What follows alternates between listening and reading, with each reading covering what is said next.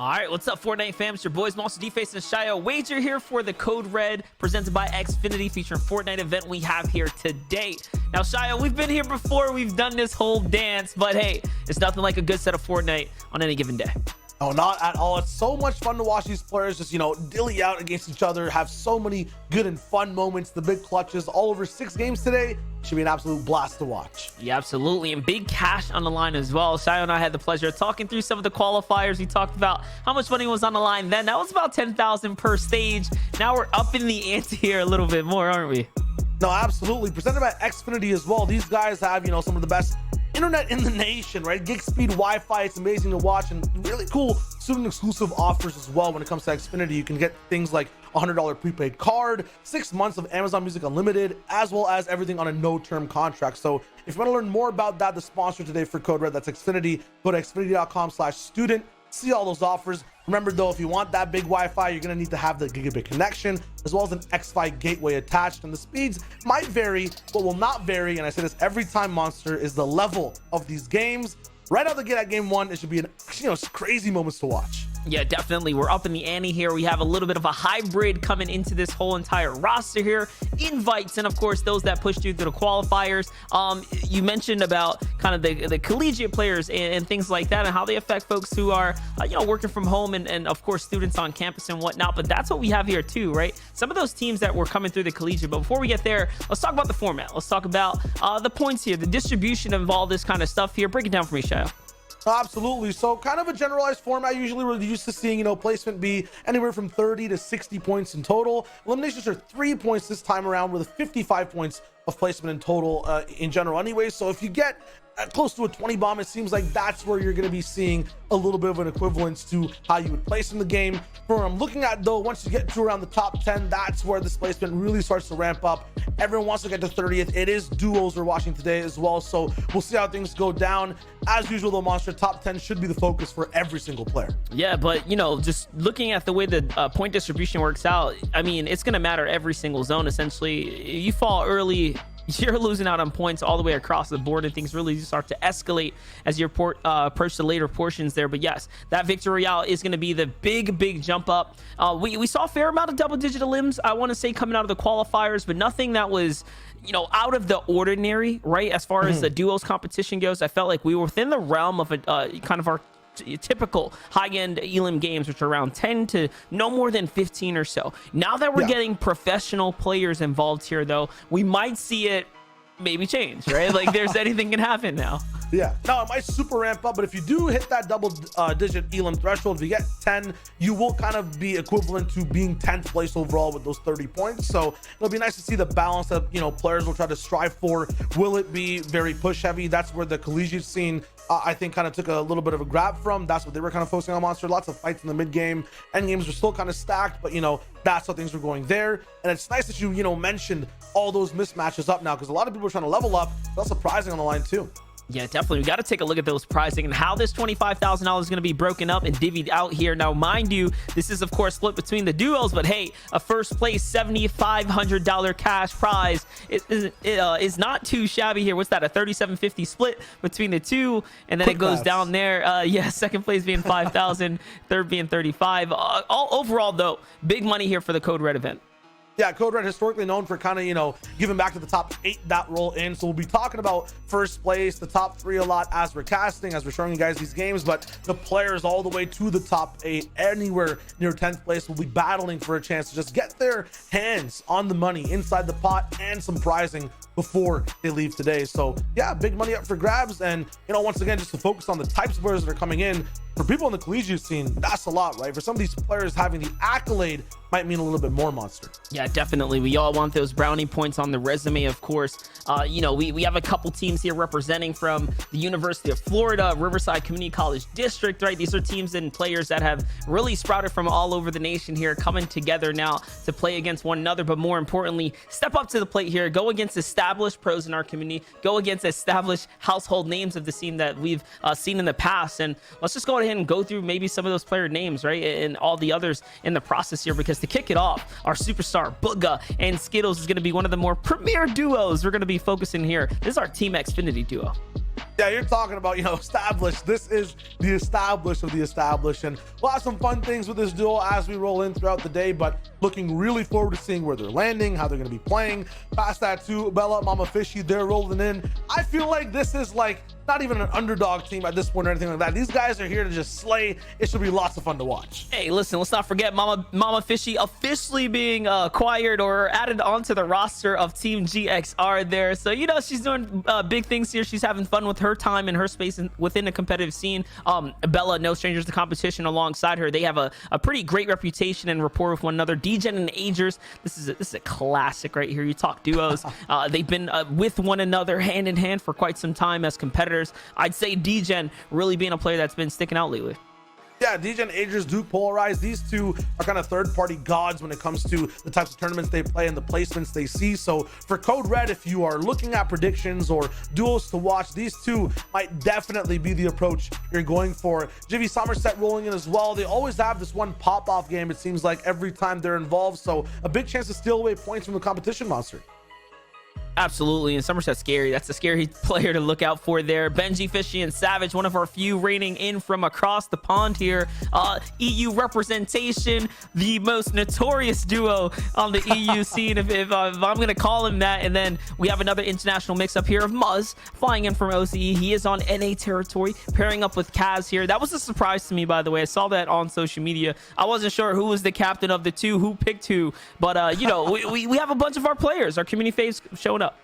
No, definitely. Queasy Thomas also rolling in. These guys, whoever they pair themselves up with, they're still trying to find teammates here and there. They're lethal when they roll through Monster. They know how to play that high ground there, especially Queasy being his play style here. But looks like the battle bus is about to be underway here. Things are gearing up here for game number 1. We are in for 6 games of Fortnite here at the Code Red, presented by Xfinity, and it's kicking off right now. Talking about international players, what is this right on top of my screen? So we have boys from the West in here, and then of course Booga and Skittles, our premier Team Xfinity duo, down at the bottom. Let's hit it up and see what's gonna throw down. Already a little bit of a clash, it seems like, at Misty Meadows, as people are going to be splitting that POI all around the map, though. An even breakdown of who's landing where. I don't see a lot of beef going on between duels, but that's one of the coolest things about the mode, right, Monster? You can afford to go for a little bit less loot and get big splits across the map. Yeah, I'm just looking at that map right now. Lazy Lakes being a contested drop. Pleasant Park forcing a team out to the side there. It looks like Believer Beach might have had some players there. And talk about the Lazy Lake, it's Edgy on the other side with Stretch. They're up against Savage and Benji Fishy right now. Scary, scary team. They're going head to head. Oh my, Savage is going to get punished. He's going to have to back up. Yep, medkit available to be used. As you know, gets pushed way far on both position and HP. Hence uses all his ammo for that, though. Just a few shots left with a great pump. It's not going to be the best thing to fight with, but he has no other option for the moment. And mats are also very, very low. This is an international matchup that everyone just wanted to watch, I think, since day one, since these guys have kind of been dueling together now, especially after that big DreamHack Open win, Monster. I mean, they must be, all the way up there in the sky when it comes to the damage they can put down, but Benji's been taken out. Yeah, Stretch is going to find one right there, and the full finish as well. That's going to be the confident booster here to hop on in. I was just about to praise the EU duo on how good they play across ping because, honestly, you'd think they have a major disadvantage, but it's only about 50 or 60 ping they pick up here on the NA servers, which is completely doable. Honestly, arguably even better than some players that are connecting in from the West, the other side of the same exact continent here. So, Savage, look, that's what I'm talking about. Not afraid to take these fights. Yep, has to do something, get a little bit gritty for maybe just one shot, but Stretch knows how to counter it. The counter is just push, and they both do pick it up, and for game 1, it goes towards the side of an A. And you see how quickly that could have changed there, though, as Edgy barely has any shield left, and Stretch, of course, living off the siphon with just over 50 to gain there. So could have been pretty bad for Janman and Depresso Logic, teams that pushed in through the open qualifiers here. Looks like Logic's going to have to step on up right now. Yeah, it might be a close game for them after the opens, at least in number 1. We'll see what the options are here for Logic.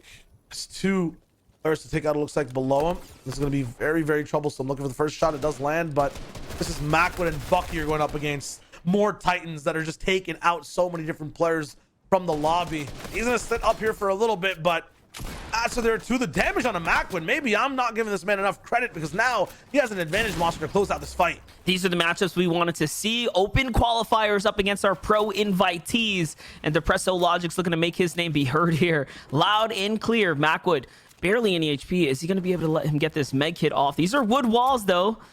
Oh, yeah, he recognizes what's going on here. He's just playing the mind games right now.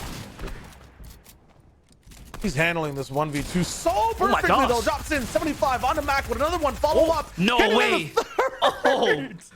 Oh, man. He gave him a run for their money, though. That was amazing. Bucky had like 45 HP left right there. It was almost all over. If tactical shotguns are still in the game, that probably would have been a different story there. But I think Bucky can count his lucky stars here. Depresso didn't have anything to follow up with. And that's how quickly things can change there. But hey, shout out to the team from the open qualifier stepping on up and, you know, almost making, I guess, a montage of highlights out of our pros. Absolutely. The timeline was about to blow up there in just a second, but we'll have 5 more games to attempt that very, very soon. We'll tune in with Dubs and Mega, who Monster, when it comes to duos, I mean, I feel like they're still on top. Premier duo right here, and they've had an excellent year so far, especially when they started getting this drop spot uncontested. I felt like the storyline for them, they would make it to finals and then struggle in finals due to contention. But hold up, Commandment and Scented playing with one another here. They find Mama, Benji, Fishy, and Bella off on the side trying to play their game, but Scented, no stranger to the rotates here. He likes to play the outskirts, and it seems like that is what made them cross paths. Yep, 2 elims. I just had to take a look there, do the count really quickly. They did find the 2. That looks very good. And they'll drive straight back in on water to land. Nosh and Strap still finding it out too. I saw Cease get a few eliminations in the feed. Here's Bank Teller. So looks like most of these guys might have woken up to play the game. Him and Calc might be a little bit groggy here all the way at the coral location, but they should be good to fight. Yeah, I was having a little bit of fun with Calc and Bank Teller here. I know that they are basically been up all night gaming away here, and they've decided to push it on through to stay in peak gamer performance, as Calc likes to call it here. Between Bank and Calc, though, this is a team that I'm looking forward to seeing in the FNCS as we start to get the real kind of setup here. Strep and Nosh playing the defensive game behind the wooden builds, and even that's not enough to, I guess, tempt Calc or Bank out of their stronger positions. Instead, they're going to play the long game here, content with the tags, and they're going to go in and back up now. Now, once you know who you're dealing with and the way those defensive setups come out, no point in wasting time, especially when you don't have zone. Maybe if that first zone was pulling towards Coral, these guys might fight it out for position overall, but slipstreams are here too. You can quickly get away, get the wood up that you need, as well as a lot of ammunition. Calc loves going for as many shots as possible. I didn't even notice this too. Bank Teller with that golden lever action. I mean, this looks like a lethal inventory. Yeah, definitely. Follow up with the harpoon there as well. You have yourself a nice fair amount of options in place to get into boxes. Look at this. The accuracy kicking on in. Couple tags. Okay. Punished in the backside as well, though. As we hop on over to Dubs and Mega, who are also in a little bit of a conflict here for their position. This is the drop, though. Boney's such a good position, or a well-placed spot on the map, right? You have this central location to really just play off the land here and look on out. Should give them a lot of access to tags. Yeah, that's why they were having a little bit of trouble right there when we tuned in getting it, and why Dubs is being so over aggressive with these peaks, making sure no one is close by. That's also why they have this huge split with Dubs all the way up top, Mega down bottom. They get so many different angles of advantage on everyone around them. So this is one of the best spots on the map. It's central, and I feel like, Monster, these guys have been doing this every single season, whether there's a spire or if there's not. Yeah, it's not. They just play off the terrain here and really try to manipulate the battlefield to their liking, and so far they're making excellent use here. Over at the Sludgy Swamp, though, the names might have changed, but the draw spot's relatively the same here. As although it's been stripped of a good chunk of what was available before, it's still a pretty excellent drop overall, yielding out some fine loot. Paul and Jack, that's a team I didn't expect to be playing with one another, up against Illest and Slacks here on the other side. Yeah, lots of many switch ups left and right. There's 3 teams that are battling here, and I feel like there's a little bit too much of that chunk taken out for all 3 to have good loot just from this POI. But that swamp around should be fine for everyone to just, you know, get more loot from. I think the big thing and the attraction for Sludgy is what Illis is doing right now, just getting a little bit of that metal up getting the free shield from the chug barrels. Ooh, big knock in the feed there onto Slick from Man City Threats. That's an organization I did not expect to enter into the scene here, but cool to see Threats popping off right now. Here's Reet. So we were wondering what other team was here. So it was actually Reet here. I see Donnie and Rokane off on the side. So a fair amount of teams now starting to rotate into the swamps here. It's becoming a highly contested drop. You have Thomas HD and Queasy down in the actual swamp section of this map. So got to be careful now. This is where things get a little bit sticky. Before, we saw everyone kind of moving around in free uncharted land. No one knew what the focus was next. You know, where's the zone gonna go? But once it pulls so close to Sludgy, this is where position matters. This is where tags mattered too, because of Storm Surge. We're still over 70 players. It should lock in just a bit. And that means that, you know, all the shield is so necessary to keep. All the shots are so important to hit, and Scented has been knocked in the feet as well. Let's watch it unfold right now. Jack and Quad, those trying to set up this fight here. Mind you, the more tags that they get, the more likely they're going to be able to get a free rotate out of this one, because they're not completely safe here. But you see what Quad and Jack are bringing to the table. It's accuracy, it's shots, it's big damage. And that's honestly the power of the burst, and the way it's, I guess, been rebalanced, right? Kind of shaped to be this new type of weapon with a high fire rate, essentially. It's really good for these long range angles. Then, you know, it just loses out a little bit in those close range fights. But even then, when it's Jack and Qual you're watching, I've seen them do some crazy things box to box. So I like the fact that they pick that up and keep it in their inventory. Let's see here. Booga and Skittles. Legendary pump in the hands of Booga. So it looks like his draw spot is really working out. Our Team Xfinity duo right now set up for success. Man, we could talk about this loadout a lot, actually. Look at the heals too, right? These guys got quite literally everything you can ask for for a mid game. Looking to clear out the terrain here. Looking for shots. Everyone else is also kind of similar in terms of, you know, the style of loot they have. It's just 2 guns and a lot of shields and heals. You just want to be over peeking, going for the trades, and then miniing up just like Nuts doing. Couple fish in the inventory here, but Qual and Jack are starting to get nice and close. Jays and Nut are going to have to be careful. Their position is at risk. There's that semi-auto sniper. Big damage if you can connect down range with this one. Jivy and Somerset on the other side of the bridge, and that's actually shots onto, is it Pledge and Reverse to Kate, housed up on the mountain just on the other side. Another key position for this type of map, the way the zone can possibly play out here.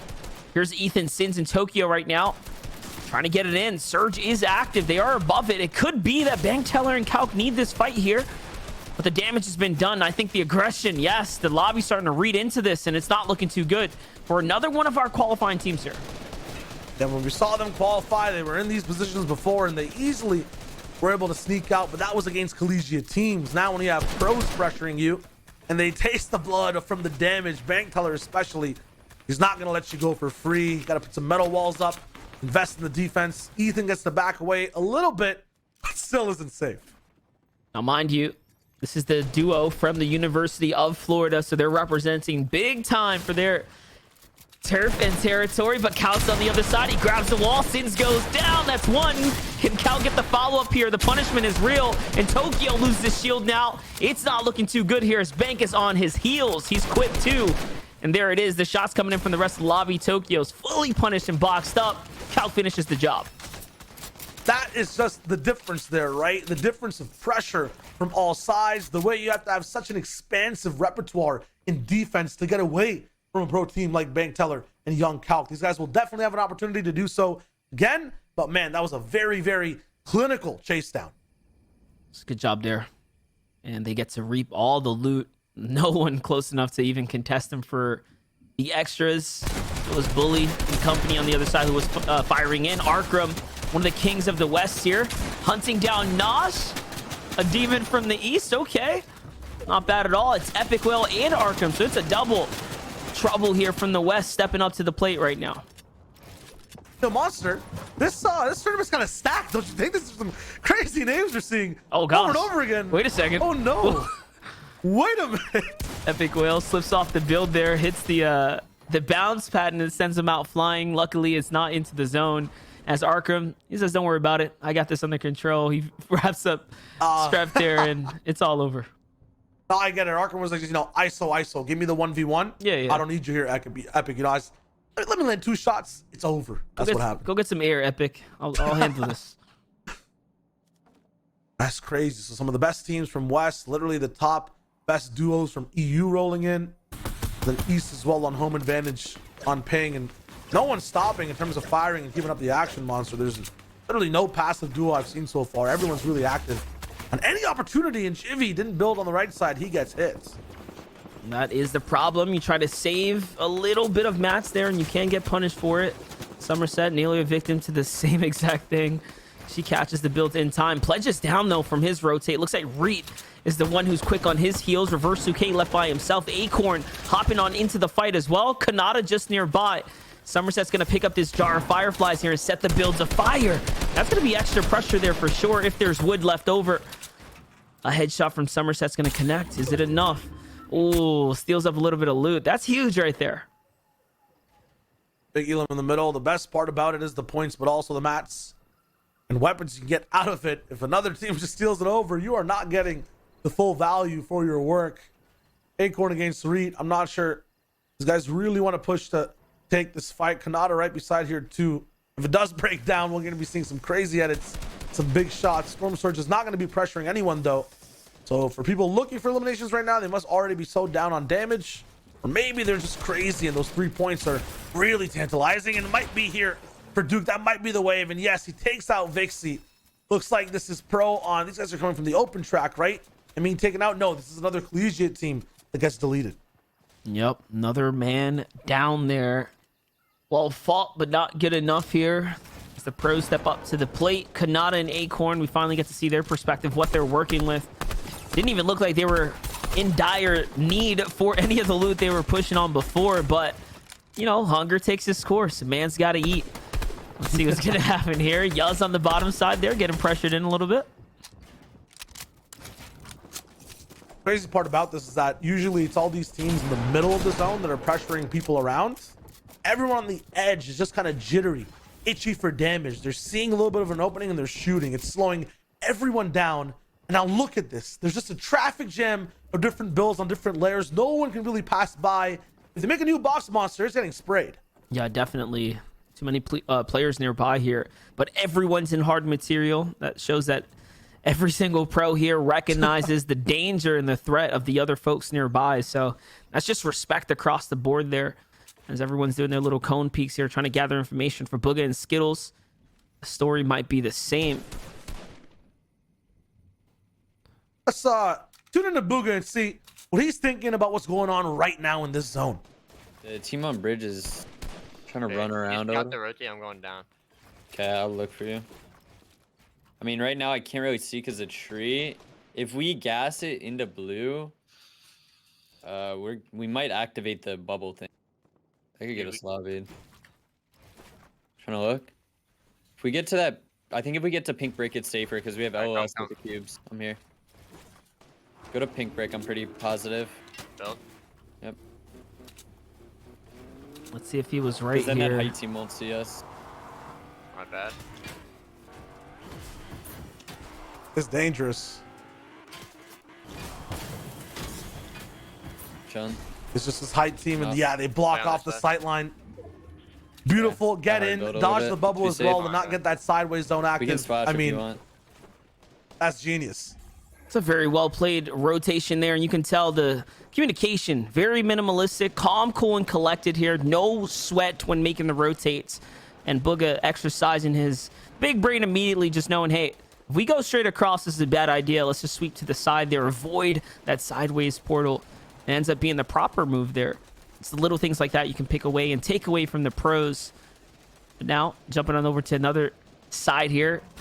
Clicks and Rise, who's got the high ground. This is a very fun duo slash trio in the making here. My gosh, Rise is just connecting right now across the board, finding all the tags that he needs, keeping his team well above the Storm Surge. It's like he heard you and he's like, let me show you something exciting. Just this aim from a stationary box, and the endgame hasn't even started yet, Monster. That's what you're kind of referencing. Once these guys get on height, it is crazy what they end up doing. They just like to maintain control, drop aggression down on everyone else, and they're gonna have the big chance to Really important beams from Rise as well. That was about 150 damage he rallied up, and they're only 238 above. So all that coming in recently. They were the ones to try to stop Bugha for a moment. On a different base, it's a different story. It's West that has the high ground. Yeah, definitely. And the zone's kind of pulled this way. It's not exactly on top of them, but it's pretty close. They definitely have the decision here to, you know, choose whether or not they want to land for high ground right now on this next rotate. Launch pads are in hand for the bulk of the lobby at the moment, but the surge is active here, guys. 4 players do have to go down right now. This is why you still hear the shots being rung, and Acorn's gonna find a set of 2 more they don't have to worry about. On the other side, Macwood and Bucky. Questionable decision here to try to 3-2-1 the outside of the base here from Epic and Arkham. That's gonna bring the focus of them, but looks like there was a cube just in the way there, so ends up working out. Such a weird spot to be in. It's such open land, but there's a few trees side by side and this big cube that is really interrupting people's sight lines. Bucky though picks up Kaz. That's a big one because we know he had so many heals and ammunitions in his loadout. So Bucky gets a big upgrade on that, full blued out as well. There's so much white heals here. Mikey goes down to smacked in the feed. There's a lot going on in the center of this new safe zone. Bucky and Macwood aren't just quite in yet. Neither is Arkham or Epic. Well, we'll see them launch pad shortly. It was a good play too. They're just gonna go ahead and heal on up, decide that they want to cap off here and prepare for the end game. Here comes that launch pad. We knew they were gonna want to play for height. It's how Arkham and Epic will do it, especially when they play cross-regional tournaments here, and already they're positioning themselves on up, but more of a defensive stance, protecting their top side with cones here. So not fully committing just yet. The next couple seconds are going to be vital ones to see where the zone's going to pull, but it doesn't look like anyone's even eye to eye with them right now. They might just be the highest team in the server. Yeah, and the big thing about them too is not just high on position, it's high on material count. We saw Monster earlier on the south side of the zone. They had to use a lot. Look at all those builds in the storm. That's about 2,000 heavy materials they've used so far. It does double back a little bit. They'll have a chance to use it again, but it seems like for all these teams, they might not have enough in the tank to go for a high ground retake. Smack has such a good position, but only 27 mats. Yeah, that's not enough. No, not enough at all here. Neither does he have the heals to back himself up with either, so they're going to be looking for a quick pick if possible, but everyone's pretty much based up. Casca on the other side, same position, same situation. Just a single heal to work with. Bugha's going to get fried, and he tries to cross here, but luckily it does touch down. Remember, Bugha has all these heals to work with, so he'll be A-okay. Who's that trying to cross all the way? Was that Qual trying to sky base essentially? That idea was shut down. He's shut down, but Dubs, he's bigged up, and now Mega's right beside him. They have ultimate height held on by just what? 1 brick ramp. No one really challenging it either. CS is going to be the last one up in the air, and he's going to get by undetected. Bugha Skittles, they're biding their time. They're playing placement overall for now because we know top 10 is the focus. The huge amount of swinging points once you get there are phenomenal in pushing forward. Stretch goes down, though, as well as Kanata, as they're trying to do as much as possible to stay alive in this end game. Our Team Xfinity duo right now. 2 Elim, Skittles, barely any HP to work with on the backside of the tarp, so Bugha's going to have to back up here, possibly play some defense, but he's still looking for opportunity. Trying to gather as much information as possible here as the additional pressures are coming in. That's threats up above. Don't want to mess with that player. Edgy on the other side. Solo in the vehicle by himself right now. Yeah, he wants to keep hold of the car here. That's why he's doing it nice and slow, not to drown out the vehicle here. He's got the water whip on low ground, and no one's even challenging those tires. Mega and Dubs high and dry. They've been completely uncontested for height so far. Scope is looking for it. Polarize building up a little bit, but both of them respond at the same time. Look at that monster. They both built up, reconnected immediately. They look way too strong on heights. Bucky now by himself as well. Every opponent a threat here in the instance. He's going to go and layer up. Shots are coming in. 4 Elims already for Bucky.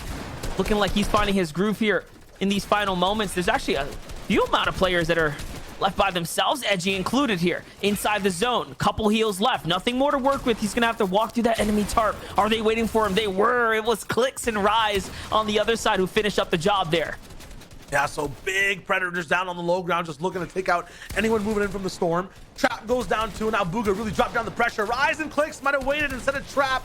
but these guys were the ultimate masterminds and just let them run out of air basically on that low ground. Rise gets away, but these guys will still be on the hunt. The zone's moving. We're not done yet. Not only that, back across their builds as well. So this is perfect for them as Avery's going to fall here. Threats loses all his HP. Back into the storm he goes. The story is the same. Will it end the same though, as he's going to have to go running here through the sideline. Duke and Polarize pretty healthy. They could be the duo that takes this home right now. They have enough. Creo goes down. That's a full refresher for them. Yep, this is really good for these guys. They've been side by side, box to box throughout the whole game. Threats by himself. He lost Avery so long ago, and now he's really running out of mats. 4 boxes left, now down to basically 1 as he gets up towards someone else's wall. Knight takes him out. Booga Skittles, very similar situation to Polarize all the way up top with Duke. They've also been side by side, box to box, ramp to ramp, but they're actually looking for these edits, shooting down. They have a 2x2 box of control around the monster, and they've been unchallenged so far. Not only that, top 10, every single duo that's made it this far should be absolutely ecstatic at this point. But with 15 players inside the game, it's still very much jam-packed. Just 50 seconds until the final zone closes here for Booga and Skittles. They're sitting in between all of these teams. The decision to go up or down is going to be an important one right now. And you can tell that, hey, they're just trying to make it across here now. They're just trying to survive. There's still so many people alive. They're going straight into the storm. Zone play. They don't have chuck splashes either. And Booga gets blocked. Floppers for Skittles to be able to work around with it. And a big launch pad for Height, maybe? I'm not sure what this is. Booga down now to the storm. 8 HP for Skittles. He's repositioned at a huge cost. Yeah, definitely. But the zip line there's at least going to buy him some more time. He gets inside the boxes. Someone contests high ground, but Mega wins that fight. It was Duke who went up above. So another team falls down. This is a top 3 situation. It might have felt questionable, but you know what? It gets them this far. Inside the zone, though, Scoped and Blake going for the double heal off here. 1 HP, a perfectly executed timed heal there. 2 more seconds they're going to buy here with the Chug Splash. Make it 4 now. Blake, make it 6. They have a little bit more. They might just have enough here, but I don't know. Up top, Mega's still in it, and Mega wins out the game. Off the backs of that W, though, they had to win the contest. Yeah, that was just insane to hold Height from 5th all the way towards the end, and then have the heals as well to be able to stay alive all the way to those final moments. I mean, beating out 2 med kits as well as all those splashes, Mega does it in style. Yeah, he does. And you know what? I think it was the siphon from Duke there that came in a little late, triggered the victory royale for him essentially, because those extra 50 HP, that's 5 seconds you get to sit inside the storm there, Shayo. Oh, that's a very, very big deal. I mean, still, when it comes to just what we watched in that game, I want to go back and see a few of those big plays. Like, first of all, just watching the fight break out between EU and Ace. We don't get to usually, see it too often, Monster. It was beautiful, calculated and such. Yeah, definitely. And then, of course, our teams, from the University of Florida and Florida International University. We saw, of course, Riverside Community College District step up to the plate as well. A bunch of our collegiate teams here trying to make their debut, pop off against the big boys. This is an excellent way to kick things off, shape things up for game number 1. Oh man, we didn't even get to see that one. Bucky catching Day completely off guard there. Seems like he was in his inventory or something. No, absolutely. And then Skittles, Booga with a crazy strat, just push themselves forward as much as possible. Big distraction for Booga, possibly from a different layer. Get people focusing on him as Skittles kind of sneaks up all the way to Height. It was beautiful. They skipped like 4 placements as well, which is huge when you're in the top 10. So it's gonna be cool to see, where everyone stands overall. Yeah, that play was, like I said, it might have felt questionable out the gate because, they started tanking Storm pretty early, but, at the same time, they were working up that super low terrain. They were gonna have to break through enemy builds anyways. The risk to go through and possibly meet a player on the layer on their way up was there as well. So ultimately, it did end up working out. And I do wonder how it's gonna end up on the leaderboards there, but we'll find out here shortly as we start tossing up to a break here. When we return, we'll have Code Red presented by Xfinity featuring Fortnite coming back soon.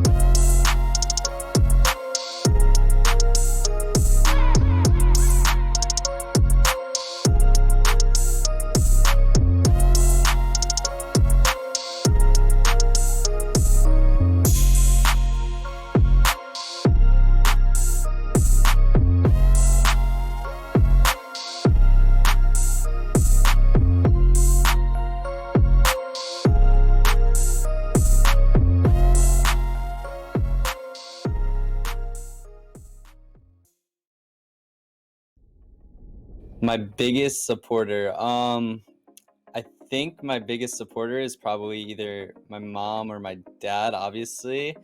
But I don't know. It's between both of them. I can't really like give an exact one. I don't know. They both put in the same amount of effort and, you know, have helped me in amazing ways. So my practice schedule kind of varies. So sometimes I'll wake up around like noon. Sometimes I'll wake up at like 2. I have a pretty bad schedule because I stay up really late. But scrimmages start around 6 p.m. EST. That's kind of where the highest level of practice goes on, and that's the thing you don't want to miss. But I usually get on, I hop into creative, I warm up, I play for a little bit. Sometimes I'll aim train before I play, and then I'll play those scrimmages, lead up into the nighttime, and then I'll just play with like friends afterwards and just have fun and just practice a little bit more.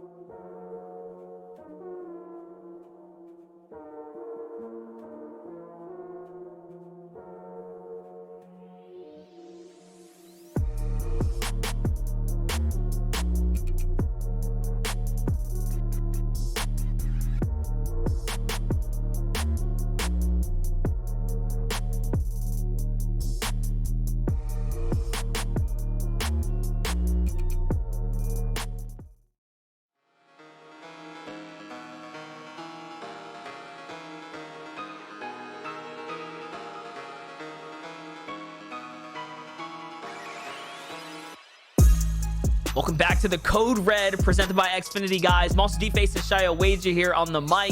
We had an exciting game. So exciting, in fact, Shayo had to stand up for this game right here. He's getting ready for the action. Yeah, I swapped up the desk, I swapped up the headsets and the camera too, because this is getting too crazy, Monster. Like, the best EU duos, the best NAOS duos, the best players in the world, it seems like, are here just to battle it out for the 25K Code Red. Yeah, you know what? I have beef with the production crew. I need that player list. We didn't prepare for this, man. No, but seriously, yeah, excellent set of players here that we're looking at today. Obviously, that game one did not disappoint. A fair amount of surge as well kicking in. We have that early game action, I guess, kind of carry us through the early instances, but it didn't stop there, right? It continued to escalate up until even the mid game. We even saw Jivy and Somerset hopping into some of the action there as well. Yeah, it was a constant war from start to, I think, the very finish of the 5th zone for every single team. We can check the leaderboards as well to see exactly where people stack up, but you saw Monster, right? Right next to the zone, everyone running out of mats, people doing as much damage as possible. Dubs and Mega avoided all of that. They stayed on height once that endgame started. They racked in all that placement up to 55 points, and the rest is all just elims, which was huge. Booga Skittles with that big dodge, they went from 7th all the way to 3rd by launch padding inside the zone. That was huge, Monster. It seems like all these teams that stuck together like Dukes and Polarized, they are doing really well on the leaderboards. Yeah, and I'm happy we set the stage for Dubs and Mega, our Bony Burbs team, uncontested middle of the map. Like I said, ever since they started getting that draw spot uncontested to themselves, they've done nothing but great things, and that is the mistake the lobby is making. You can't let them go free. They're just too they're too good at staying consistent. They're too much of an end game position style team to just allow to get comfortable, and that's why we're watching them sit up on top. Not only that, they pulled zone with that centerpiece, and you know, that's a free victory out there. But for Booga and Skittles, they sort of battled their way to the position that they ended up in. I mean, we had the listening with our Team Xfinity duo there. No, we definitely did. It was huge to see the way they kind of approach things. It's always zone to zone to zone. The current, you know, problem, solve that first, then focus on the next one. Sometimes people just get super carried away, but we can see too, who's kind of waiting in the ranks. Rise Clicks, Creo Tragics, Threats was doing so well to that recent Man City signing. I was wondering, Monster, you know, exactly how that would break down, and he really clutched out for the team. Yeah, absolutely. He showed up big there. A couple names he picked up in the feed. I think he got up on top of Scented and a couple others in the process there. So Threats just showing up for the boys here. Very surprising too, from Sludgy Swamp stepping on up. But it looks like game number 2 is about to be on the way here. We're gonna have more action, and remember, there is $25,000 on the line, so the players are, of course, fighting for a lot. This is no lightweight change. Dubs and Mega are winners from game number 1 up top. Savage and Benji, you see in the peripheral there, Edgy just coming on in. That's going to be another contested drop. Now let's see exactly how that breaks down. When it comes to Lazy Lake, was fast, a big finish for NA for the side of Stretch and Edgy. And Savage and Benji, they had the advantage earlier on. Edgy got beamed down and out. And for Lazy, it's also always about the drop. Savage almost 50-50, Edgy on top of that roof, not gonna come through. He has to go down, and already Monster, it seems like they're on the back foot. You saw there a little bit of blue in the weapon loadout of choice, so Savage is gonna have to share that information. He is, but no, Benji takes near fatal damage on the drop down, and they're going to be in a much more desperate situation now to try to secure some loot. I was going to say, essentially, they have to cross back here to get to the rest of the loadout that's going to be available inside this build. And they are going to cross safely. Luckily, no pressure coming in from Edgy right now. Yeah, you saw Benji put that ramp down all the way at the back. That spot was the exact same spot he got eliminated in the first game. So good on him for, you know, playing super protected right there. They have to start moving, though. Right now, no new items in Benji's inventory. Nothing new really in Savage's either in terms of shield. Stretch and Edgy, they've been looting up building after building so far. One of them is full shields. Edgy's looking really comfortable right now, and they probably have stacked loadouts. I like what they're doing, though. They're literally distancing themselves from Stretch and Edgy here because they didn't quite find what they were looking for. But not only that, Benji's going to have to pause down and pop the Meg here eventually. That's going to be 10 seconds of no heals. I mean, the big issue, too, for the side of Benji and Savage is that Edgy and Stretch have ping-ponged through like 5 different buildings already. These guys have only looted like, what, 1.5? So that Lazy Lake fight kind of foreshadowing to us which way it goes unless Benji or Savage hit a big pump shot. Red Light and Sparkles, too, when it comes to the side of, you know, top left, the sort of castle side of the map, they're looking to see what they can do against Punisher and Maddie. Yeah, Punisher and Maddie now positioned up here. Semi-auto sniper in hand. Sparkles on the other side there, being held down. The pressure is real from Punisher. They're just trying to cut him off, right? Really eliminate the loot options for Red Light and Sparkles here. Maddie doing all the looting in the process here, while Punisher's just keeping eyes up top. But ultimately, it's not going to work out well for either of them if they spend too much time here. Yeah, I think this is the thing we were talking about last game when we saw a Coral fight with Calc against Nosh and Strep. They left very quickly because they didn't have zone. Right here, when you get zone, you get tempted into these fights. If you're Red Light with a gold AR as well, you want to maybe even stay here. You know, your brain's telling you, I can do the damage. Your heart, and the right thing to do, though, is just to move, get the loot up. Semi-auto sniper, though, and Punisher. I mean, you're right, Monster. This thing packs a wallop when it hits, and it might just be very soon. Let's watch it unfold. They're just on the move here. Let's see what they're going to pull out. Some minis from the vending machine. That's actually huge here. That's going to be the full cap off in the feed, though. Ooh. Epic Whale's going to fall to Polarize with the full finish. On the other side, Creo and Tragics have found themselves a fight up against Trap. Trap, who we normally see up at the Steamy Stacks here, so different drop for him. Playing something new. Tragics is on the wall. He takes that. This is going to be a close one. Oh, boy, he's quick. Not quick enough here. Tragics is being a little bit better. Cuts him off with the cone here. Now it's a two-way pinch. And Creo's got his back there. Creo does bail him out slightly. Tragics, 3 different lanes blocked on the side of Trap. He gets in the car. The last possible ditch effort to go for it. Tragics has the aim, though. The entire house sets aflame. And a huge explosion should knock him out, but somehow he sneaks by. Tragics, he had no ammo in that shotgun. Creo finally burns him down and out. One more player left.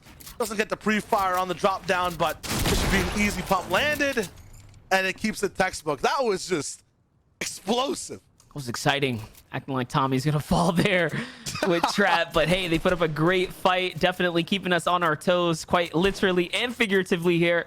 Tabs G and Saf now on the rotate. Didn't expect Saf to be playing today, coming off the heels of his eye surgery and whatnot, but you know, that's not gonna stop the competitive vet. Yeah, I think we needed one more captain for the tournament. His reply got thousands of likes, so whole community rallying behind him to get him inside the games. Tabs G gonna be there with him to see exactly what they can break down. At the same time, Yuz, Cease, when I looked at them last game, Cease did pick up a few early game eliminations around this time, around when 80 players were alive, so they're really confident in the early game today, it seems like. And that might be trouble for Tabs and Saf, especially if they're going for these high point bases, exposing themselves to everyone around them. Yeah, they have to be careful now. They've drawn the attention of the Holly Hedges team here just to the north side. Tabs G is going to get broken out here. That's off the benefit of the third party, getting closer and closer to C's. Yuz gets advantage of the high ground, and Tabs has to fully back off here. He gets punished a little bit, but he still has Saf in full base, but no, there's that third party putting in those extra shots. That's so rough. They invested so much so early, about 200 metal and brick to get that base online, and they're going to be losing all of that. There's nothing nearby to regain it. A lot of the trees have been chopped too, where they need it for cover like they're doing right now. So very smart to disengage, get all those mats back. Look at how much brick they use to disengage there as well. It gives Yuz and Cease, though, one of the best bases you could ask for this position, right? They're so far up high, it's not even their builds. Yeah, definitely. Click's regretting his decision here as Yuz fires back. He has the full base up there and heal. Now Clicks is off to the races, as are Tabs and Saf here. They're going to go in and back out. Benji Fishy, Mr. Savage re-engage onto Edgy and Commandment here. Out comes the explosive opener. It's going to give Benji some time to jump up. Little does he know the high ground was free here. A little bit extra, but it's all right. They have control of the fight now. They like doing it in style. At the same time, you got to watch out because all these big bases earlier on, Monster, they're getting punished. Yeah, definitely getting the attention of everyone, and Benji gets shot from the side there as well. This is more fire coming in from the Retail Row Bridge. Just attention from all around right now, and this is so far from the zone. Take a look. The storm line is starting to creep up here, and it's moving pretty quickly, so you can tell they have quite a ways to go. Lots of things to do. Damage is the first thing on their mind, though, when it comes to Benji and Savage. They haven't really dealt enough. Benji just keeps getting haircuts from the entire lobby over and over again. Looks like Edgy and Stretch got the best value deal they could have out of this early game fight. Yeah, they're gone. They're going to start making their rotate. Savage is going to lead it here. It's actually G2 Smacks who's on the other side there. Punish. More shots coming in here. Little 27 tag onto Savage. Benji close nearby. Here comes Smacks. Potential duo. Yes, Casker. Quick in the vehicle here. Big wheels as well. He's just cutting across that land there to pick up his duo mate. And everyone's out.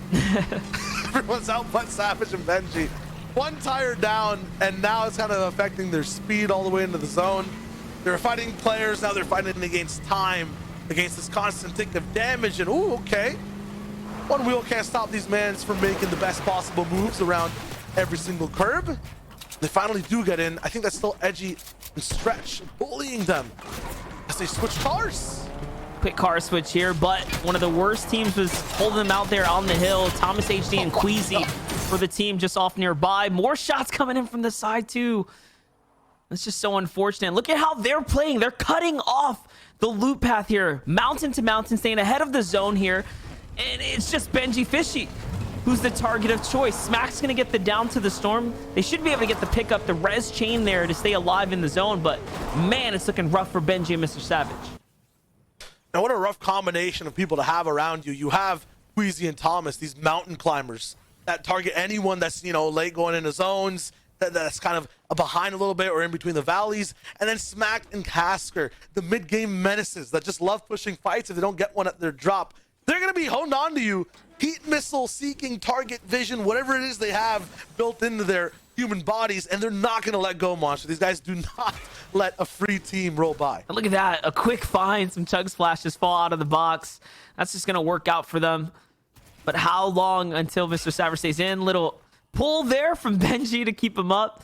Benji did pop a med kit as well, so it is a race against the clock here. 2-tick coming on through. Remember, there is a campfire nearby. This is going to be close. There's a camp too. I think Queasy and Thomas are waiting right on the storm's edge line. No matter what happens here, even, yeah, look, they're still beaming through. No matter what happens to these guys, it's impossible to get out. Yep, and they didn't realize Savage is going to go down there, so Benji might be counting his lucky stars. They are coming in. I didn't even realize this. They're running into the storm. Never mind. There's no luck here. Oh, no. Oh, and they're splitting left and right. They're on chug splash effect too, so they're both moving in. Sneaky crouched here. Shotgun shot comes in, but it doesn't connect. Shots from behind though. Queasy finds Savage. He was very weak. Thomas with the closer here. It should be a quick drop kick. There it is, and down he goes. Queasy and Thomas step into the storm line there, take out Benji and Savage. Storm Hunters, they knew exactly who goes down in the feed. It's Savage. They know if they push this right now, there's not going to be any ping disparity either. They had that speedy effect that you caught too, Monster. I mean, that was mean. That was really cool, but seemed kind of mean. That was a filthy setup, but it was tactical. We saw the setup early on, using the vehicle to get ahead. You can just tell they knew they had the advantage there. This field's ablaze though. Savage is getting damaged here, trying to back off. He's got a little bit of lobby focus from Pamstu. Reet on the other side there. Wait a second. I don't remember Pam and Reet queuing up with one another. Maybe they switched duos halfway through, but I don't know. I think someone just dropped in for a fill there, but Pam is coming off the solo victory from the FNCS All-Stars there, so another player who's hot for the season. Want to see what he can do. We just saw what Reverse is capable of. I think it was two people who took out at the exact same time, the collegiate duo that has Pixie as a part of it. I think it's the CFN guys. They got completely deleted. This is the loot that was left over. Not the best stuff to look at, but free shields. So Reverse can be, you know, kind of coerced to maybe overpeak a little bit, go for a few shots. There's so many teams around. Doesn't matter if he takes damage too. They have like an excess stack of big pots to, you know, take from. Not that material. They brought all that loot up from the bottom on up to the top. Saw metal, brick, wood, everything you can ask for. So literally sitting on a pile of loot. Jay's and Nut on the other side. Proper base set up.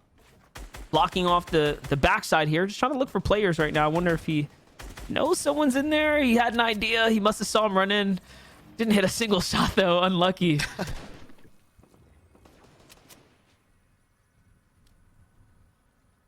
They'll have a lot to work with in terms of shields. Let's see what they can do.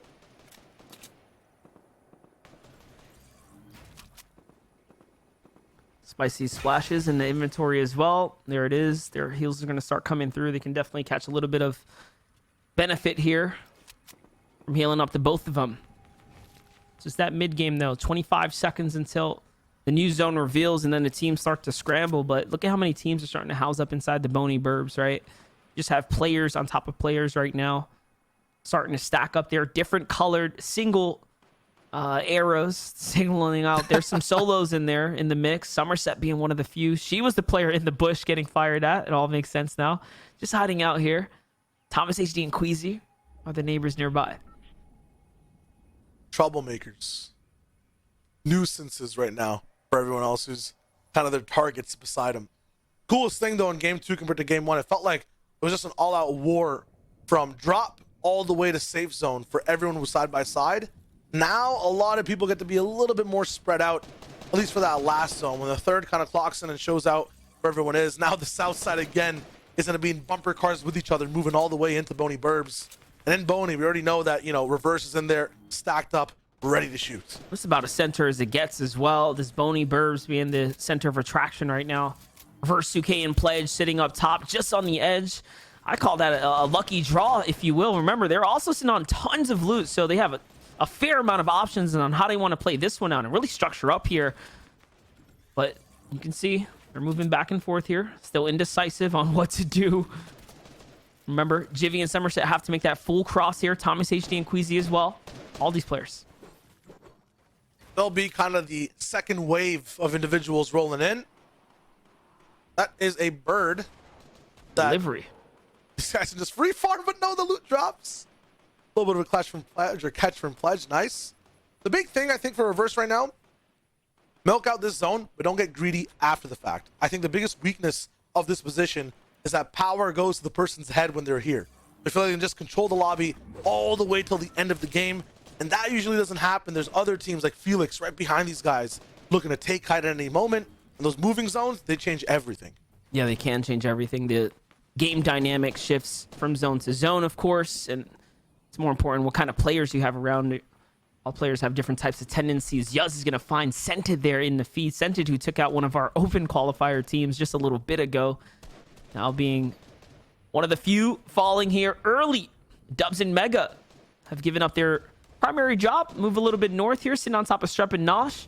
This could break out into a box fight here soon. There's a lot of players alive, guys, as the zone starts to close here. If it doesn't cut down soon, it's going to really backfire onto the lobby as we start to see Surge take its effects. So this is where players need to start finding tags. Big thing, too, if you just listen for 1 second, barely any AR shots are being fired. So when you talk about Surge, there should be a lot of teams getting affected. Mama Benji going down to Bucky. Mako gets the knock. Bucky gets the finish.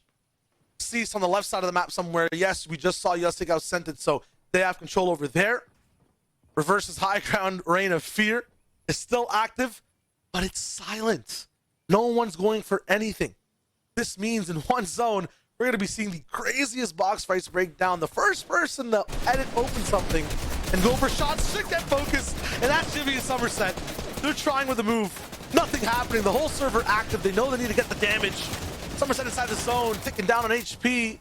Lower. Rokane blocking her from getting up, and she gets taken out. There it is. He's also going to snatch up the loot as well. Threats and Avery has eyes on the battle, but they're not going to be able to find any tags here. Rokane and Donnie are going to be the ones who reap all the benefits here of those two elims. Day and Jamper, though, looking up, trying to decide if they want to get inside this box. Mind you, everyone does have to make a decision here. Avery and Threats on the other side has Peppers to make this next rotate. We're talking about silence from Reverse 2K. I think it's quite literally because he has the silence. They are, though. You know, you're not going to catch those shots as he's taking them in. So Avery's got to be careful. Yep. No tracers either on those. Yeah, it's going to be very difficult to know where you're getting shot from, and it's going to be even more powerful now with them pulling zone again. Like, this is going to be nuts. I was talking about, you know, knowing when to give up power. This is going to be the ultimate test for Reverse, because if they stay up for too long, it could be trouble if Avery uses those peppers to just catch up, take height. And look at this rotate. Avery's going to decide, instead of going across the edge of the zone, he's going to go directly towards enemy builds here, just so he can recycle some, hopefully get a little bit of a distraction in between, but draws the focus of Jays, and Nut there. Edgy and Stretch on the other side try to make their way through. They sit underneath some enemy builds here. This is not far enough, though. That was a bad launch pad. They actually double back here before going again now. Taking a different approach around the side. Look at how low they are to the Surge. 219 above for the moment. Lots of people just focusing low, finally find their footing on low ground. That's not usually where they want to be. Illest actually a casualty inside this base as Slacks looks for his surge tags. 193 above, down to now 180 as so many teams are fighting. Stretch actually going down, so they never got any good footing whatsoever from their position. Nosh picking up Mikey too. Every single base that's moved has had a little bit of rumbling within it. That was an insane pickup right there from Slacks, though, to jump out the building, find his way, because he was getting chased by that duo just behind him, and Illus is going to get picked up. This might be the difference maker here for Slacks and Illus. Mind you, they now have Saf and Tabs G just next door, but the shots are coming in. Saf possibly recognizing there's an enemy behind this wall here. Yes, he's going to back up now. They don't want anything to do with this duo here. And the surge, we went from 60 plus players. Now it's actually active here. It's been active for about 10-15 seconds now, and it's continuing to ring. Booga Skittles, marketable as ever at the center of this next one. And while surge rings, they're definitely hearing that doorbell a little bit. 77 above, a few teams falling out. 221. What do they think? Let's listen in and see how they handle the surge. All right. Somehow we shot up. I'm referencing he just shot up on surge. That was the threat they were focused on, but seems like Skittles still looking for a fight here. Kids padding. Yeah, bro, we're gonna. And nothing too try to serious. drop a It's kid. like Get in, the, you're gonna try to drop a kid. Yeah. 40? all about the perspective of looking for someone, maybe editing them in as they try to 30. land.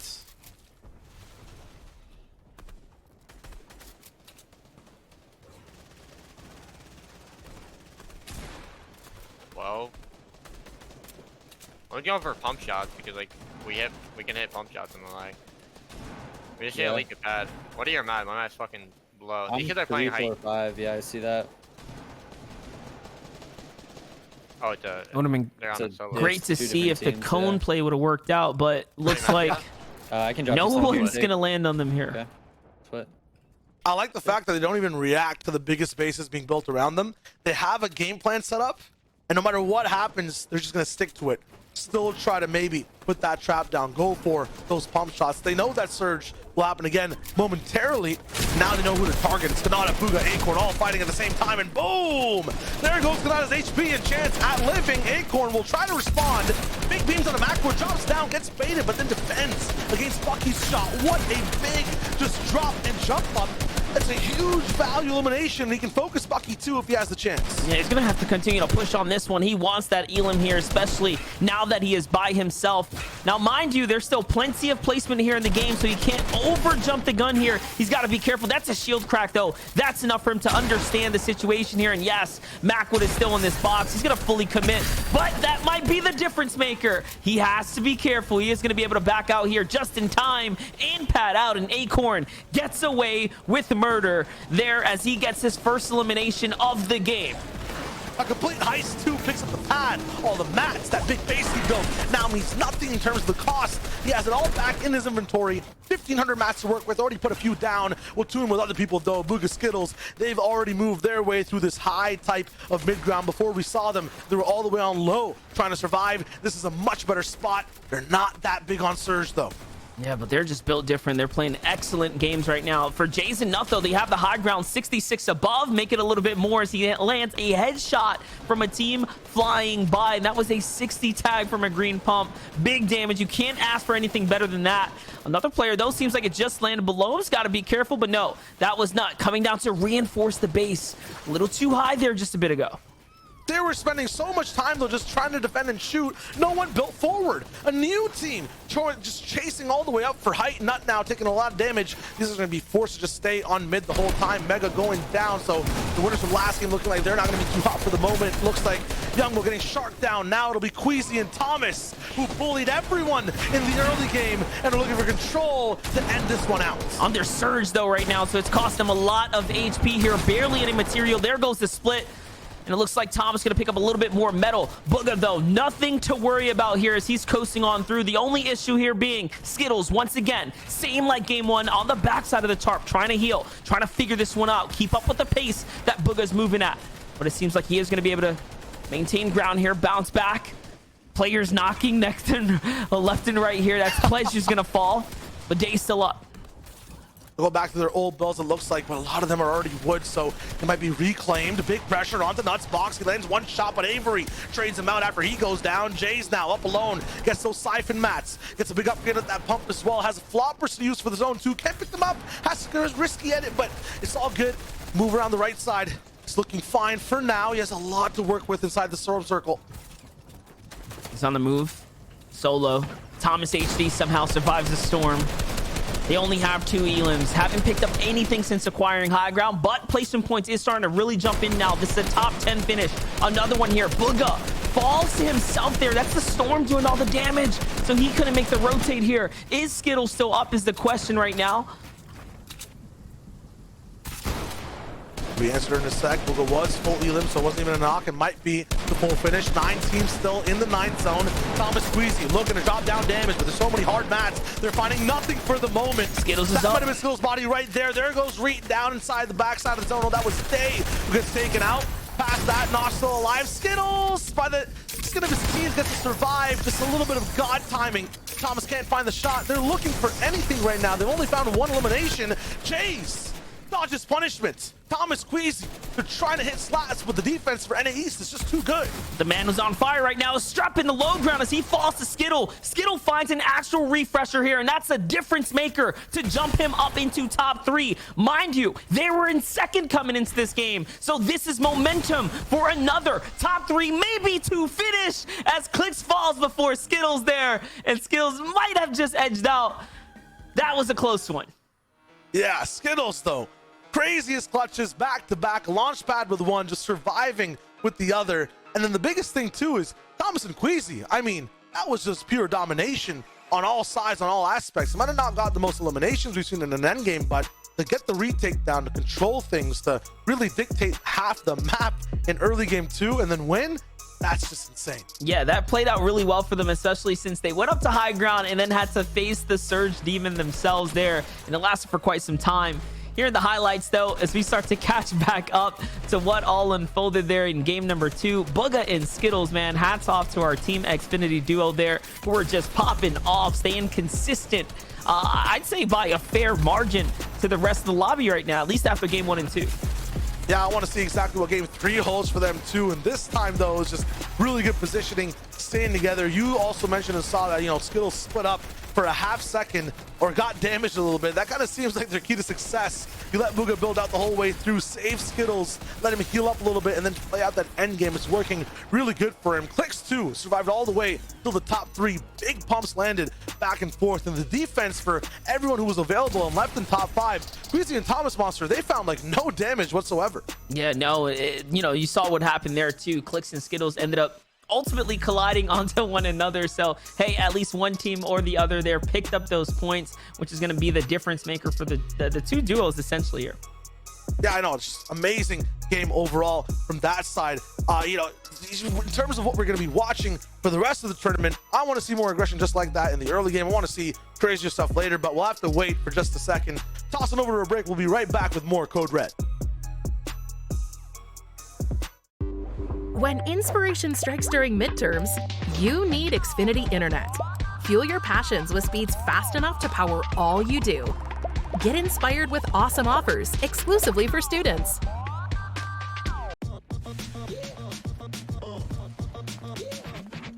An unbelievable connection needs unbelievable speeds. Can your internet do that?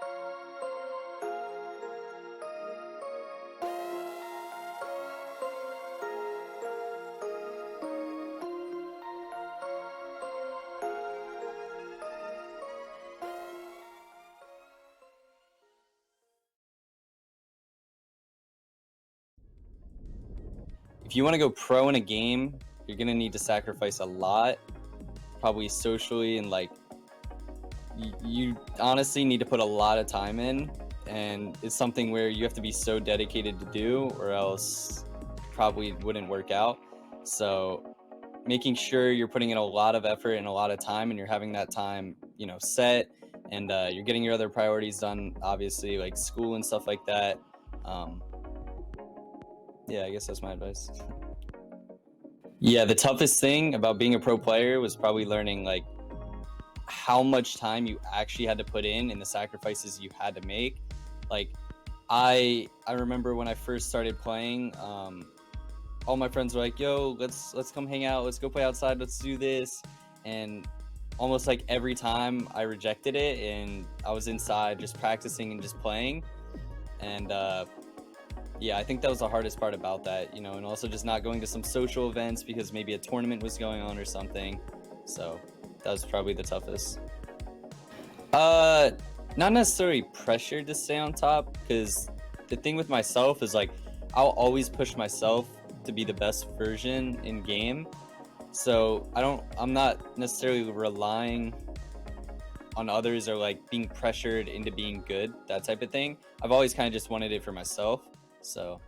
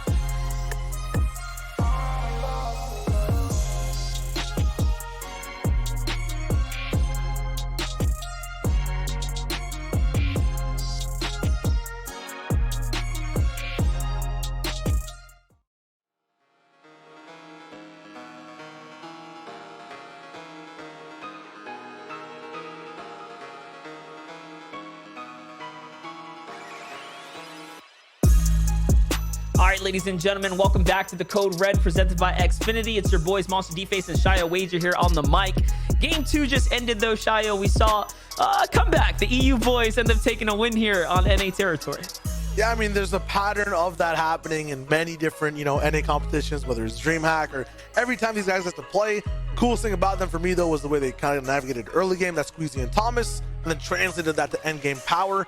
That being said, Monster, there's so many teams that are just staying alive for so long and doing so well. Only the second game, it can still go any which way.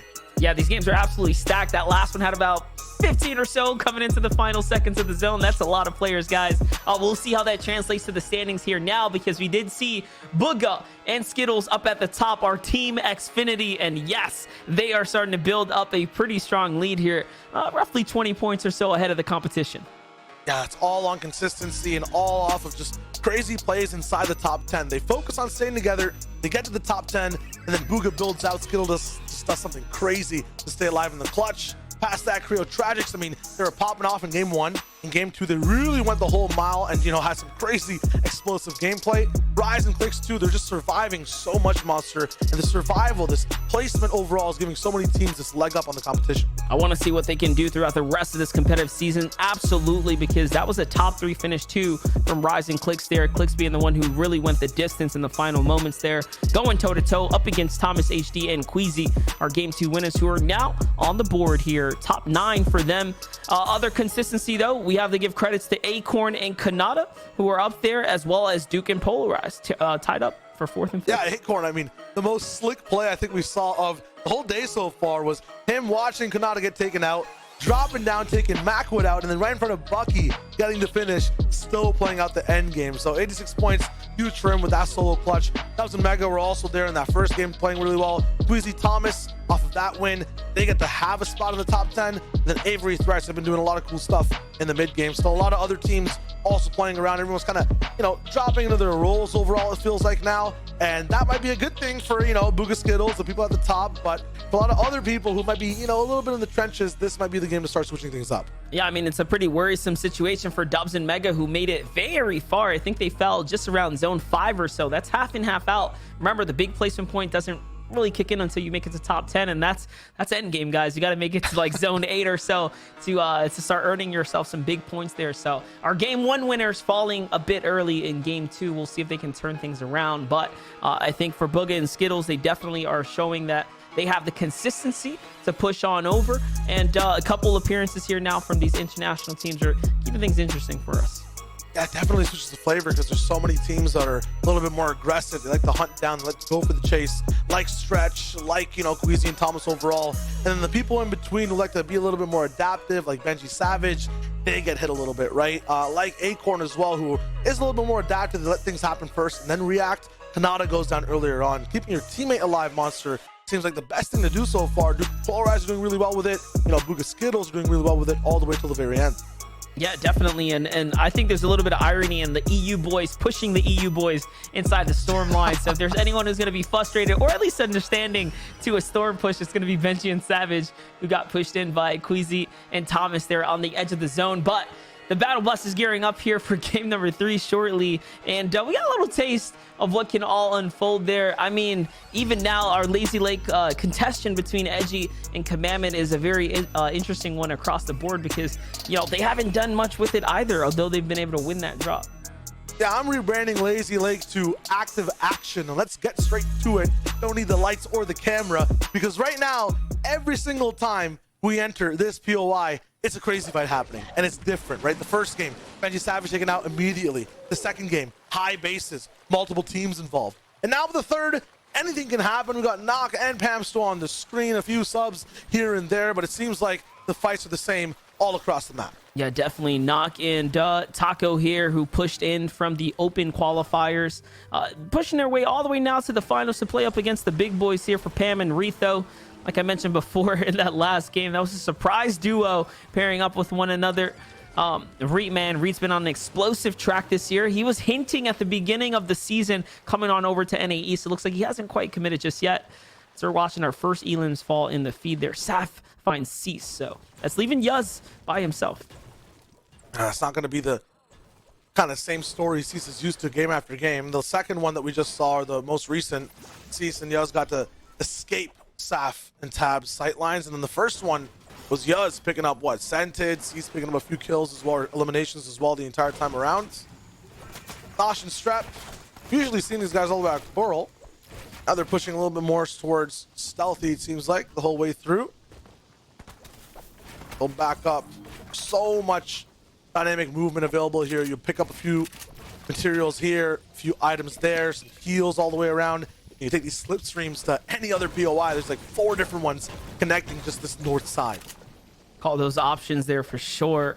As it looks like the disengage is going to come on through. They have plenty of loot here to mess with outside of the Pleasant Park mainstay. No one inside Pleasant Park, so that's going to be a lingering threat.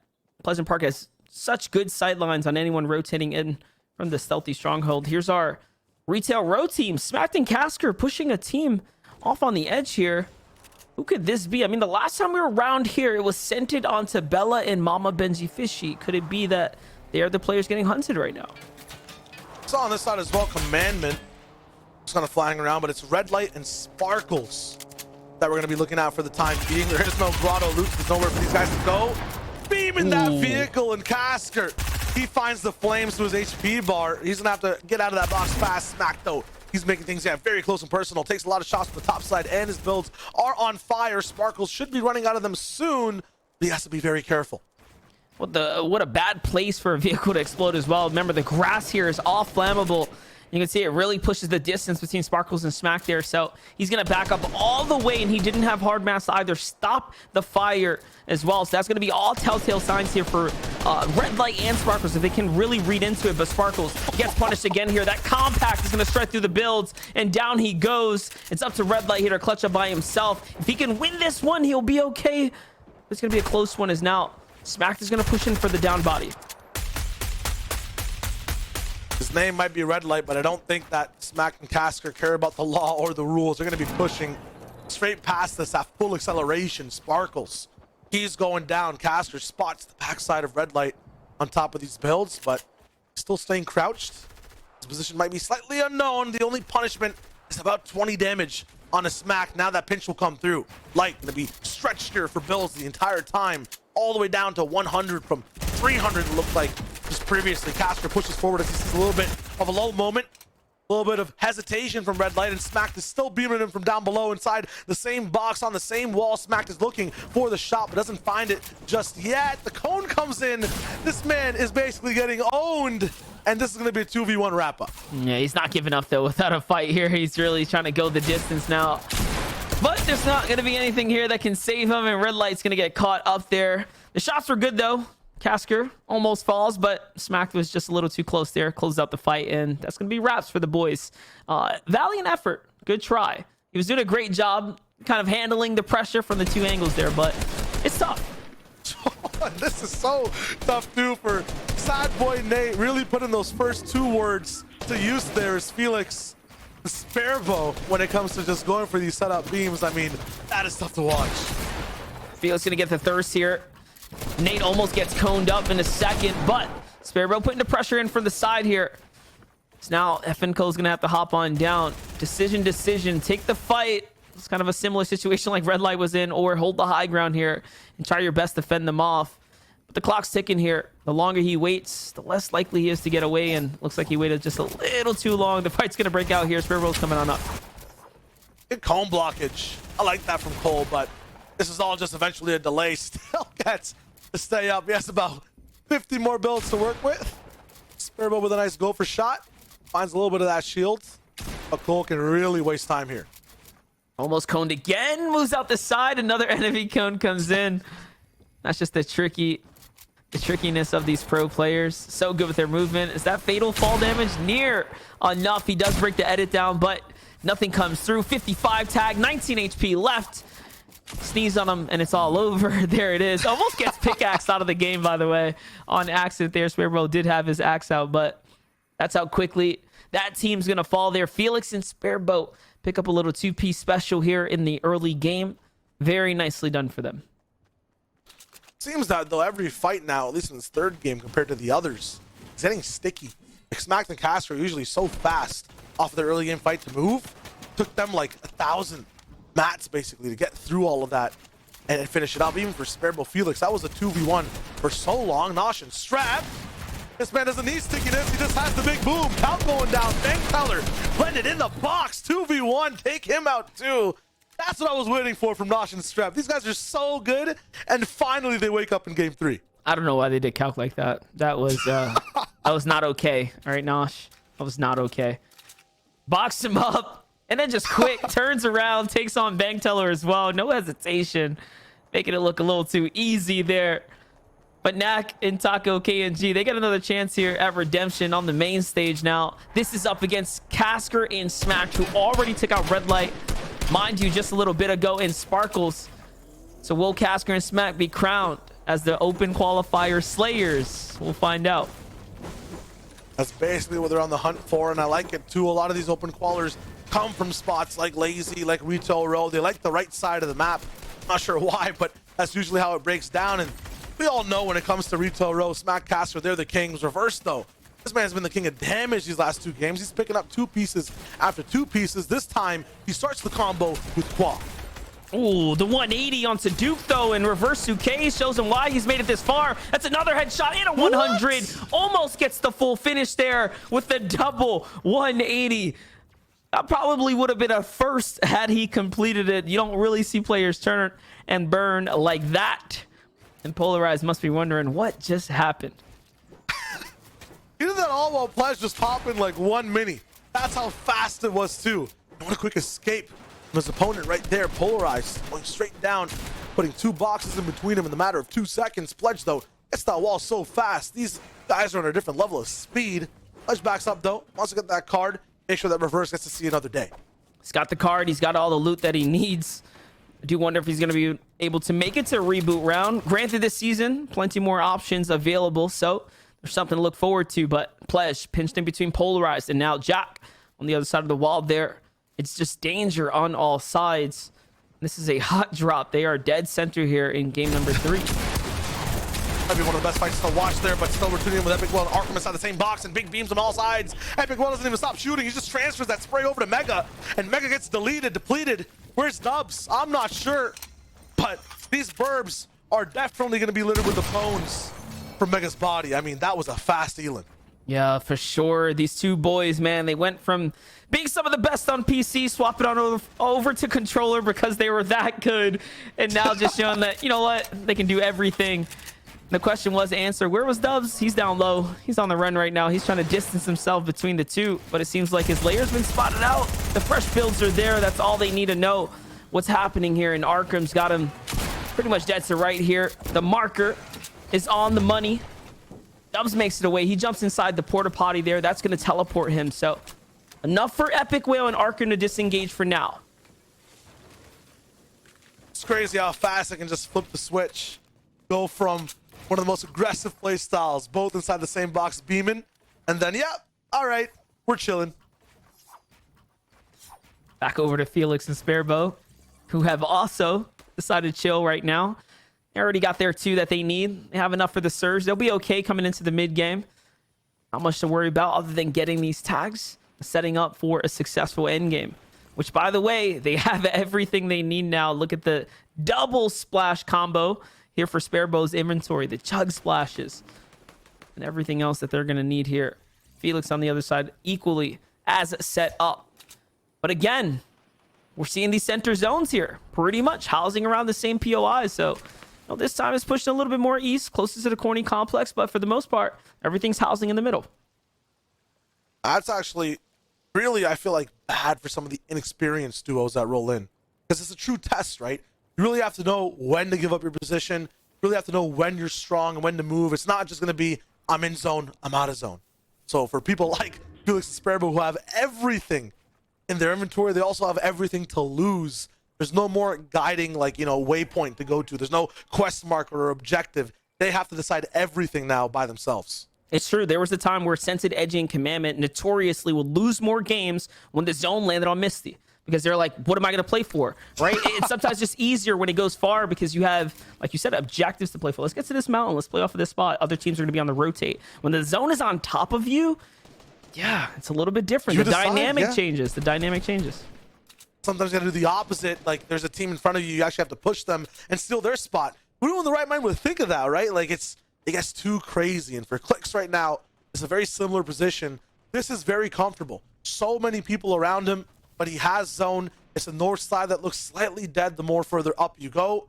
Thing is though, probably want to get a little bit more central. The zone's gonna lock in and maybe even push down south further, east further. Usually the zone kind of doubles up, right? It exponentializes. If it pulls east, it goes east again. So Clicks might play for that. They can't stay static right now. Got to be careful as the fog starts to set in here.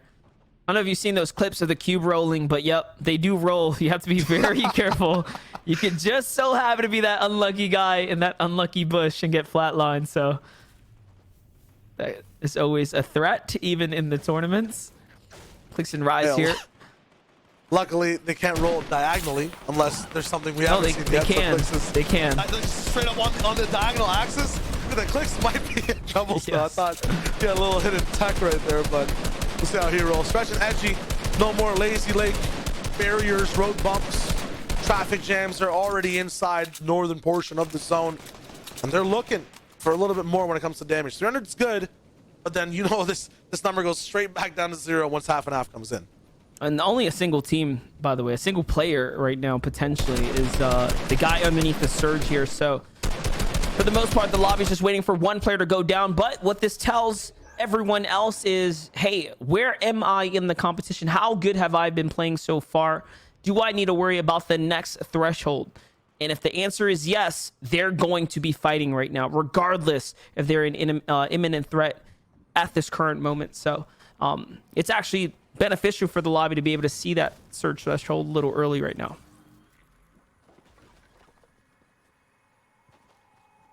Amstor and Reed have their info. Probably sitting comfortable on surge for the moment because the guns are put away. They're focusing on that position. You do get pulled a little bit more towards that east side, so where Clicks was, it's going to be pretty good for the moment. Amstor hit up though as he tries to move around. Everyone, kind of like in game one, is trying to get as much damage as possible around them. Arkram's still active inside wherever he is. Slacks is going down. It's a big pickup to get. Jack and Quad together. Once again, Quad did go down. He got the reboot, and now they're pushing the box straight away. Didn't even miss a beat, Monster, and they're looking for the next Elim. It does get launch padded up in the air, and it will be polarized, hanging on by a sliver of HP and just going down. You can tell the panic sets in there when two launch pads come out and you're trying to escape. Doesn't really matter. It's swing for the fences at that moment. The pull up, no, that's a harpoon, and that's not a friendly one either. Qua and Jack are in danger now as another team rolls up here, and they're outside the storm's edge. They do still have to move. Mind you, if the zone closes, it's going to be a lot of damage here. 2 and then 5 tick around the corner. That was Saf and Tabs G who caught the big damage there, but again, they respect the zone more than anything else. They respect the tournament end more than anything else, so they're going to rotate first. Well, for a vehicle tech, but it seems that it's going to be out of fuel for the moment, or unusable. I think Tabs and Saf might have picked it up too, but yeah, very good discipline from both teams. They understand the format. Maybe if Elims were 6 or 8 points, we might see a crazy fight in the storm.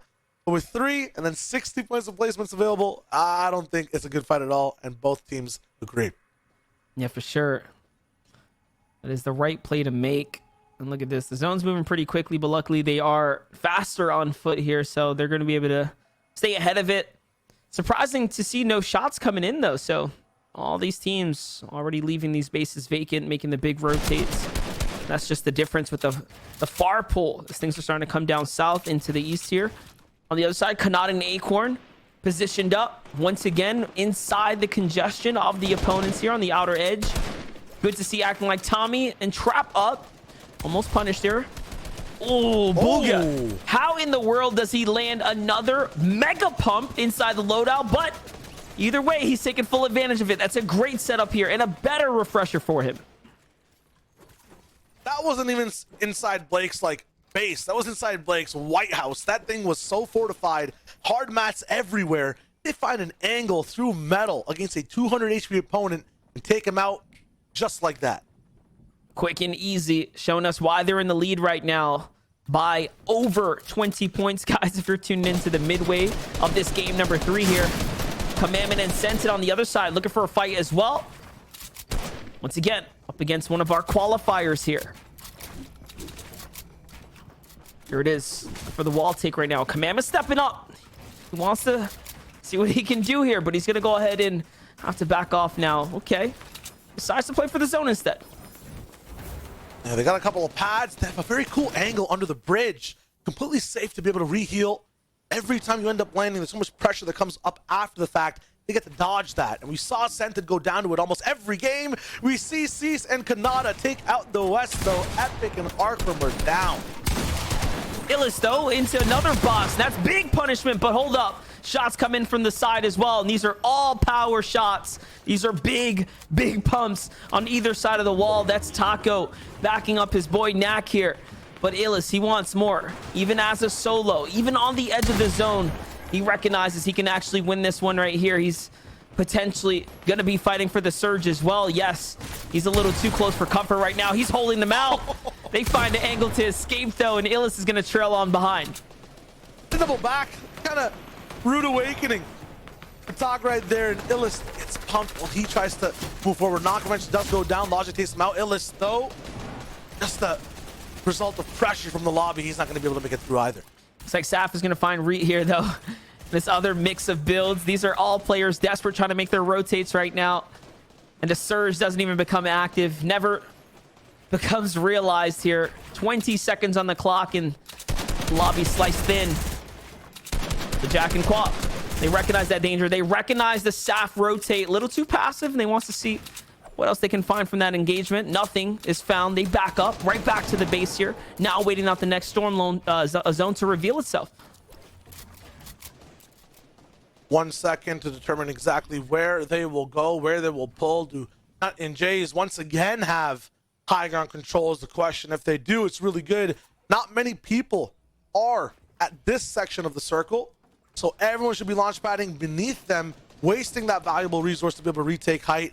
And they do have that high ground for the moment. One of two teams that looks like who's controlling it so far. Unless they're slightly out of it, that actually might be the pace in the question. Regardless, though, they're looking really good right now.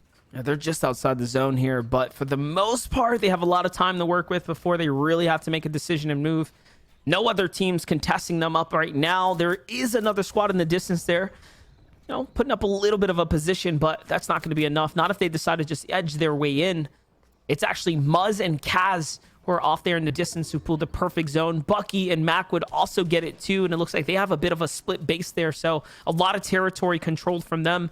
And it seems like they're sitting on top of Shadow Stones here as well, so plenty to work with right now. And this is a peculiar end game to play off of, but we'll see how it ends up working out. As Jay's Nut, they find themselves an enemy launch pad. They're going to go in and recycle that.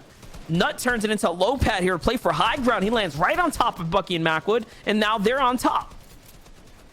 There's a chance for these guys to get edited down, but I like the fact that Nut goes a little bit towards the lower layer, reconnects to a different side, so they don't just get double edited. Felix, Sparebow, one of the best positions that we saw. They're gonna get harpooned a little bit. That's the second one, the direct hit that we've seen this game. Everyone really on fire, landing all shots on target. Now it's going to be difficult for Felix and Sparebow to really open up edits again. They must have a little bit of PTSD. Almost pulled out that box right there. That was a close one. But here it is, another zone pull for the favorable Jays and Nut on high ground. But that also means it's favorable for Booga and Skittles, who were just on the other side right there as well. So there they are at the bottom of the base here. All of these players on this side of the zone end up pulling zone right now. One thing that we saw from Jason Nut last time is that when they had height, they spent a little bit too long trying to defend it, didn't move forward fast enough. And as a result, you had new players come up and take it. That was Squeezy and Thomas that we saw in game number 2. So now for 3, have to be very careful, keep up with the speed. People like Dijon and Agers, they have that pad, they have the peppers, they're gonna be looking for it. Sharp and Nosh, looks like they already have it. I'm not sure how this happened, but there's new Kings of High Ground. You blink, you missed it. 3 elims and high ground is theirs now, and they're putting pressure on the lobby. Saf gets hit with a headshot that rips his shield up, and he's about a tag away from getting taken out now. On the low ground, the story's different though. Felix and Sparebow, they're in their groove here. They have the knocks, they have everything that they need, and the tags to go with it. It looks like the speed's gonna be the beneficiary to their next rotate. Nosh, though, set up on the front side, so the pad was good, and they're repositioning up for a full end game hold. Stretch and edgy. The last wave of launch pads coming in. 4 different patterns, 4 different waves went all the way through. Strap and Nosh just hold their ground through the entire process. So many different players in the sky, but no one can really put them down. They even break off their old builds to make sure no one gets up on height. Reverse is also down to claw. There are people who look like they took Rift to goes all the way up in the sky though, and they're holding that float. That's that Shadow tech play right there. If you can launch pad in Shadow all the way up, you can actually get a free endgame rotate here, and that's what they do. And now Strupp and Nosh fall to the strategy of the team that was just a little bit more well prepared, and that was what I talked about, that endgame. It was going to be interesting if anyone took advantage, and it looks like they do. But Booga and Skittles, they don't want to hear any of that. They decide to go on up for a brief moment there. For a second, they thought about playing for the W from the high ground position, but they said they drop on down. It's actually Queasy and Thomas HD who are the players up top once again. They're trying to go for a back-to-back. One layer too high, making the EU region look fly right now. They're so far ahead of this high ground retake type meta. Off the 60 ping diff, they're still doing so well all the way up in the sky right there. Booga and Skittles, though, they do not have their sights off. They're looking to punish, make them trip up in any which way. They know it's a possibility, but Queasy, he's too good. He knows exactly what's going down. He doesn't pressure down just yet. He goes for the defense first, and now they're looking to really put down those shots. And look at that. They double back here. The zone's going to favor everyone, so it's going to be a return play here now on the low ground. Stretch and Edgy finally make an end game. We get to see what they're worth.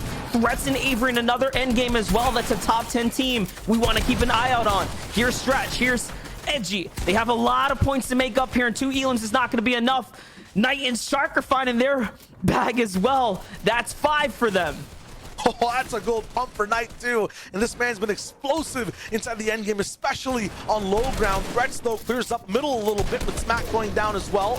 Commandment, or not Commandment, Macwood also getting taken away. So G2 looks like they're not going to be inside this endgame. Booga finally goes down to Thomas. That height fight is still happening all the way towards the nighttime of this zone. Acorn taken out by Felix. Skittle on the backside takes out Thomas HD. Now in a 1v1, he has height. He's going to clutch it again.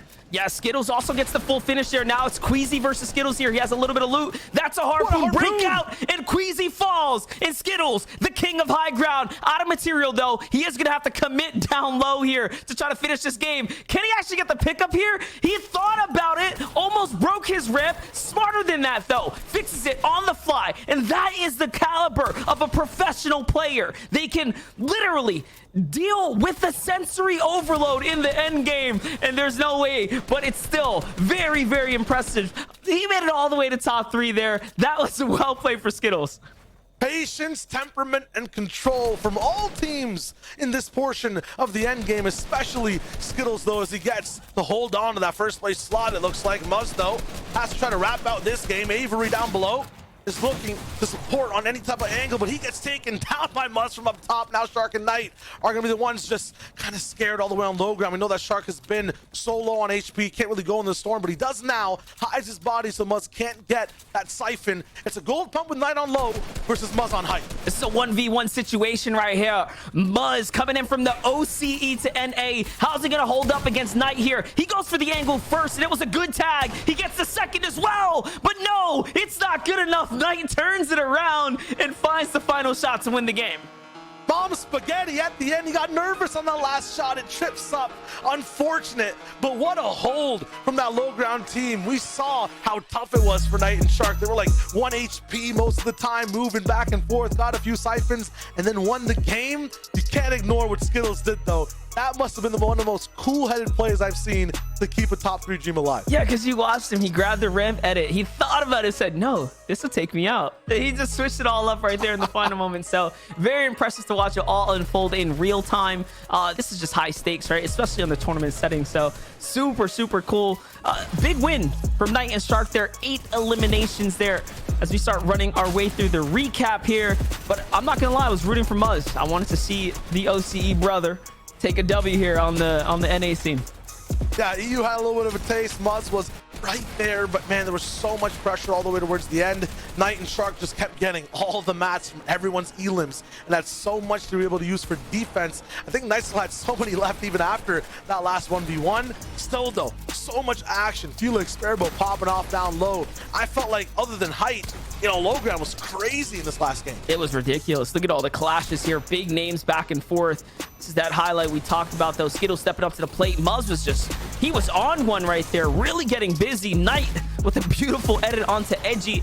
And also, hats off to Shark, who hides his body to deny the siphon. But from the other angle, Knight was just a little bit better. He kind of ran an edit course there in the final moments. Saw the tag, the wall, and he didn't miss a beat.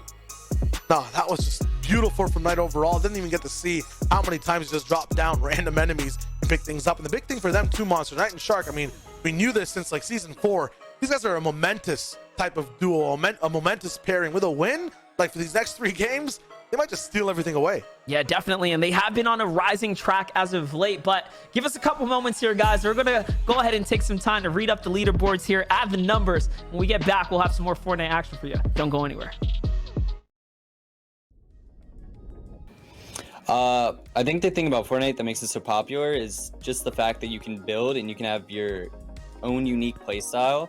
A lot of other games don't have that. It's kind of just like run around, you know, maybe shoot your weapon a little bit, use different movement. But in Fortnite, you can actually, you know, build and just have your own strategies and different techniques to just outskill your opponents. And I think that's why a lot of people get super addicted to it, like myself. When I'm not gaming, honestly, I game like so much every day. But when I'm not gaming, I'll probably just be either hanging out with friends, talking to friends. I'm not gonna lie, like I game like every day pretty much. So it's kind of just my normal thing. It's my routine.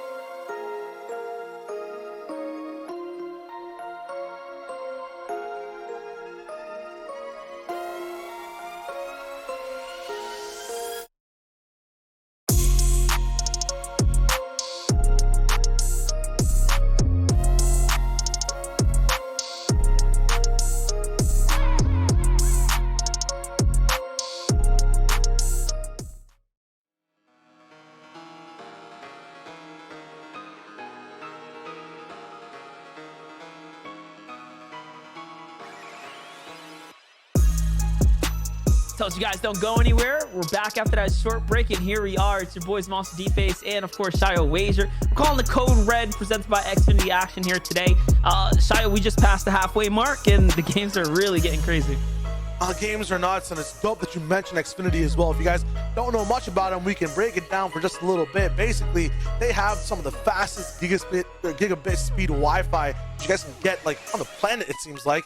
At the same time, if you're a student, some crazy offers they have as well, exclusive to students. You got like $100 prepaid card, 6 months of Amazon Music Unlimited, as well as a no-term contract. So that's huge. If you want to learn more about that, the sponsor for Code Red today, you can go to xfinity.com/student. Of course, though, if you want to have that fast Wi-Fi, you need a gigabit speed connection as well as an X-Fi gateway, and all the speeds might vary and are subject to change when you have that connection too. So keep an eye out for that. Big thanks once again for them for sponsoring the prize pool, the tournament as well, because right now, Monster, these players are really fighting for it, and it's going every which way every single game. Yeah, definitely. But it's our Team Xfinity duo that you got to keep an eye out on. Booga and Skittles, they've been consistent all the way. We'll get to see the standing here shortly. So, I'll let the numbers do the talking. Honestly, they had a 20-point lead leading into this. I do wonder how far they managed to break that away there, because the standings don't lie, right? So let's go ahead and take a look here. They are now, again, they opened it a little bit, but Knight and Shark really jump up. Yeah, no, they raised the bar to 183, almost 200 points already, but Knight and Shark for that last game, a win from low ground, a clutch from Knight, and a 1v1 with 8 eliminations just single-handedly there is huge. Booga Skittles, though, their dynamic so far, Monsters, has been Booga with crazy tarps, some of the best positioning and calls, but Skittles in a spot where he should lose, but then he wins a 1v2. He beats EU by himself and has the temperament to not mess up, blow up his builds. I mean, he is the sign and the mark of a true professional. I think Skittles is the king of third-party events. I mean, it all started with that Chipotle Series 1 way back when, and ever since he hasn't looked back. Every burrito after that. Every burrito since, dude. I don't know. There's something in the food here, something in the water he's drinking, but Skittles, man, he's been showing up. He's been showing up for a while now, and he's showing up here today. Again, duos looking like it's his time, but Rising Clicks staying in the mix here, managing to stay consistent. It only takes a game, any one game, for anyone inside this, I'd say the top 3 to fall out, and this whole entire top 10 can start changing up. Yeah, for reference, like placement is 55 points in total, and there's definitely, Rise Clicks, Avery Threats, even Acorn Canard all the way down to there. Definite possibility for these guys to come back, just take just one big game, a big swing, a win, some base eliminations. We haven't seen too many double digits roll through, but they will also have a huge influx on what happens on the leaderboards. Still, double the competition to go. We have 3 games under our belts and 3 more. It's all up to Booga and Skittles to hold on. It's been a little bit inconsistent of how they get towards the end every game, but they do it in style. Yeah, I mean, even for Knight and Shark there, those 8 elims times 3, guys, it's 3 points in elim. That's a 24 points just off of elims alone, but that doesn't even honestly amount up to how many points they're earning for their placement points. That victory royale just being such a massive jump up there, like you said, nearly 60 points. So it doesn't even hold. It's apples to oranges there, not even close. So when you do the comparison, you want to be playing for placement points, and that's why I'm talking about if a team falls early, like if you're mega in dubs, you get unlucky, get into a fight, and you go down, that point lead that you have can just disappear. It's very tough, and the coolest thing about the tournament so far today, whether it's Code Red, Xfinity, or Fortnite, I'm not sure who, making these zones go towards the middle, it's letting every team play out the game any which way they want, right? Every moment is adaptable. We haven't been stopped by a mountain, a crazy river, or an end game coral castle type of zone. Everyone's been allowed to play so far, and we're really seeing that skill expression all throughout the end game. Yeah, you saw Queasy and Thomas take advantage of that center zone there using the cube shadow rocks. If you get those and you can use the launch pad at the same time, you can bounce your way all the way up to the top, and they were just way high in the sky, essentially, able to fall down and just take that high ground there in the end game before going back and forth with Booga and Skittles, who, again, aggressively were looking for it. So overall, very exciting end game, big clashes, some of the biggest names our scene has to offer, and that's the excitement here Code Red is bringing to the table. But I want to see, we haven't really touched with Clicks in the early game, because Rising Clicks, I feel like they are sleeping. They're underneath the radar. We really haven't seen what they're doing, but they're finding tons of success as well. Yeah, they get active in that 5th zone and go for close box fights against desperate search teams. Earlier on, the only time we've seen Clicks is tapping up. I think it was Benji or someone all the way on the left side of the map. It might have been someone fighting Cease, and he third party a little bit, and then Cease kind of beamed back. so far they've been pretty quiet. I think that's working out for them, Monster, in the earlier games. Yeah, you're right. That was that Tabs G versus Saf fight, actually. So Yes. that reminds me, that means Rise and Clicks are probably up at the Holly Hedges. They have that drop spots themselves, and it makes sense now, actually. Yes, they were pushing down south to take that fight on the outer edge. So I'll be keeping an eye out on that area of the map to see how it ends up shaping out, because Saf and Tabs have actually been taking these early game fights. So there could be a potential for them to cross paths there, potentially clash. And, you know, again, if a team falls early, that's it. It runs over. So much aggression from so many teams, and I feel like everyone's played for endgame so far. Now it might have to be the time to switch things up for a bunch of people. There've been a few falling behind the top echelon in the lobby. We have game 4 right on the cusp of starting, and here we go. The same drops on the map. Bus pulling a little bit up towards the north, so Lazy will touch down faster. We'll see what looks like to be Stretch, maybe even Savage, go to game before anyone else. Yeah, definitely one step closer now to securing $25,000. The halfway mark here is underway. We're jumping into late portion. Lazy Lake no longer contested. Looks like one of our two teams have given up the drop and or have fallen out of the competition. We'll see as things start to develop. Over at Retail Row, there are players there, so Smacked and Casker have a player or a team contesting them at the drop. That's different from this game to the last.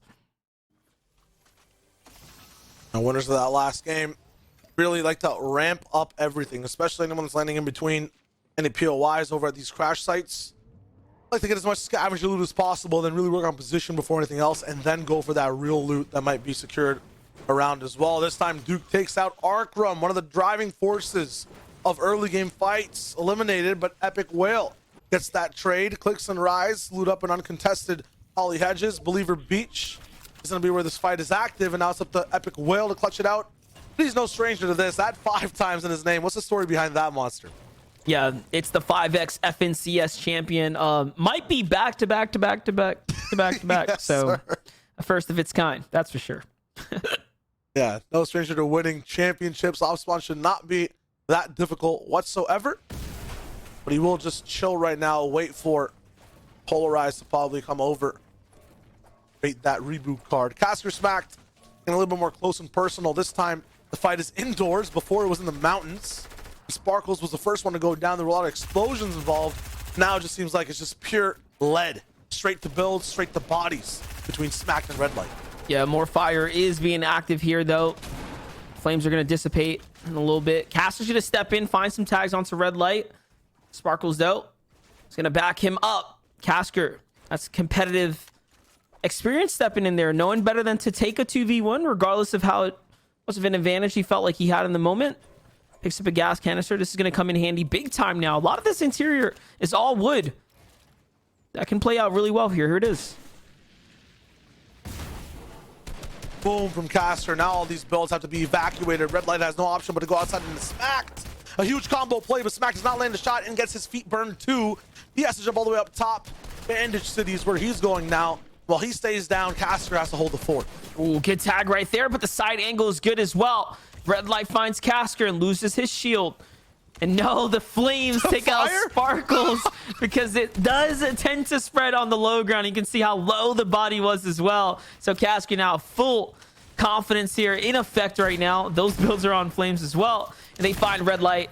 And there it is. They end up winning this fight once again, making it look a little easy there with the assistance of the flames. Yeah, that's the speed I was expecting. The last one, I feel like Red Light got to delay so long, but it is kind of a 3v2 every time these guys do fight. They're just using those flames as an extra player's worth of pressure. Huge for them at Retail. Little and Mikey, they try to get their bite up in Believer Beach, and we know that on both sides they have a teammate down. It's 2 solos versus the duo now. Oh, look at that. They're going to get in there with the harpoon. The shot comes up and Niddle hits the 161, a body tag. But my gosh, where in the world is Polarized? He comes back with a huge shot onto Niddle there with a 1 pump, essentially. Barely any HP. Epic Whale's going to back out here. He's going to go play for the reboot round, potentially. Or reboot pickup, I should say. Potentially right now. He's got to get the save onto Arkham. For that grand tournament announcement all got us thinking about reboot rounds over and over and over. Serious. Tragic trio, though. They got this fight on their mind. Maddie and what was Punisher, I believe, side by side. I think they've been taken out twice by Tragic and Trio so far. So, yeah, third time might be the charm again. The pattern on the side of Creo. We're picking up these elims over and over again. Not even making sure she's using as many heals as possible, not leaving any behind. Creo with slick resets, takes no damage and provides 200 to Maddie's shields. Unfortunate she didn't grab that wall behind her, and that was the difference maker right there. Creo very quick on the draw there, wins the fight against Punisher, and then comes in to assist Tragics. Well played for Creo. All in all, this team is winning all their early game fights right now. Tragics and Creo is just a team to really look out for. They can just tidy up that end game. I mean, they can definitely do something big here. Illisto with the flashy drop down shot. That's going to be the two-piece right there. Yep. You gotta like it. I think Illis playing with a lot of emotion today. Every time Slacks goes down or they get affected, this man is resilient. He tries to use everything to stay alive and in the game. Even the speed of that elimination right there was so fast. Macwood and Bucky, though, they're getting tested every single early game, all the way to the skies. This time, it's Trap once again that they're fighting. Macwood had so many builds to start off this fight. He's so far in the air and fighting two fronts at once. Bucky, though, takes over one of the sight lines of pressure. That boat has gone away. He's got the big shots. I mean, this is a crazy fight on a tall scale. Honestly, all he had to do is turn that boat around and send one rocket and it would have come crumbling down. He was way too high, but Macwood turns around. Burns acting like Tommy, leaving this fight up to Yuz by himself to go ahead and close out, or Trap, excuse me, who's inside the build right now. And Bucky's on the hunt here. He's going to jump a little too far down. Doesn't quite know where Trap is. And remind you, Trap can wait for as long as he needs to, right? The reboot cards take much, much longer to expire now. So it really changes up the dynamic of early game fights, especially when you have the zone on top of you. I wish that boat tech came through, and Scope might still use it. This is literally held up by two ramps right now down bottom. Scope does not have an angle on either. Blake's walking around with him. The last time these guys went down is because, honestly, it wasn't fair. It was against Booga and Skittles. They were boxed up in the biggest space, but they found a way through. This time, Bucky finds a way through the Trap. That's not going to be a big delayed fight. It's still inside zone. That might actually, yes, entice Scope and Blake to push here. I know this team might be weak. That's going to be a wrong assumption, though. They took no damage from this fight. Barely even used too many builds. I mean, there's a big base behind them, but they have a lot more to just take on at least 5 minutes of box fighting. Yeah, I don't know. The material difference could be what separates Scoped and Blake from Macwood and Bucky here to at least play for the winning of the fight. But nope, Scoped and Blake are going to go in and respect the damage done. I'm assuming that's Blake's call there. He was the one who was burned down to low HP for a second. And there, Bucky and Macwood hit the full disengage there out the backside. They have all the knowledge that they need. They also have harpoons to get all the fishing spots, but they're not going to take the risk and sit here. They also just have the zone on top of them as well. So plenty of decision to make here, plenty of time to go ahead and make a move. Now, when you have zone, you want to make sure all around you, especially if you're on the edge of the map, everything's contained, surveyed, and you kind of know what's going on at all times. So they give up the left a little bit. They have to go back. There's a team there. Meanwhile, Nut towards the middle of the map with Jays. Usually when we tune in with these guys, it's just off of a random fifth zone high ground perspective. Now we're seeing the work it gets to get there. They really have to win these box fights, control the spot of the map they start on. That will be Corny Crops. Jays have already impressed us today with the way they were holding that high ground earlier. Let's watch what's making them stand out as a mid-game team. They've made just about every end game, at least for the first 3 rounds. Now on over to Threats and Avery. Here's the team that's sitting underneath them, just nearby. Corny Crops has got a fair amount of players now starting to migrate towards it. This is probably the centermost area of the map. As we know, the map was pretty far north this time around here on this eastern side of the coast. This is the middle. But the radio online? I was confused. I literally looked behind me. I'm like, did someone enter my room? There's no way. I thought someone was playing in our headset. The biggest boombox, the biggest stereo. I'm not gonna lie. I thought someone made a mistake there for a second. It's like, who is playing music and why? Yeah. What is going on right now? Oh. All right. Avery and Threats, they'll base up. Not much to do right now, but just to claim lots of land. And if I'm looking at things correctly, this is kind of a middle north-ish zone. It's the same thing, though. There's not too many mountains. It's open land. it looks like, you know, whoever's deciding zones today is being really nice to all the players. Very generous. These are great zones for players to play off of. I mean, we get to see these real and true fair fights break out. The key to positioning, you know, play its factor, play its part into the zone. And then just how smart are you, right? How do you time the opponents when you start making these moves here? It's all the things we get to watch unfold in real time. Tabs G is on the move right now.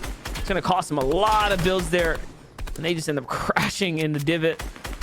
Now pinch between Slacks and Illis. Car blows up. That's going to set the field ablaze as well. They were on all wood.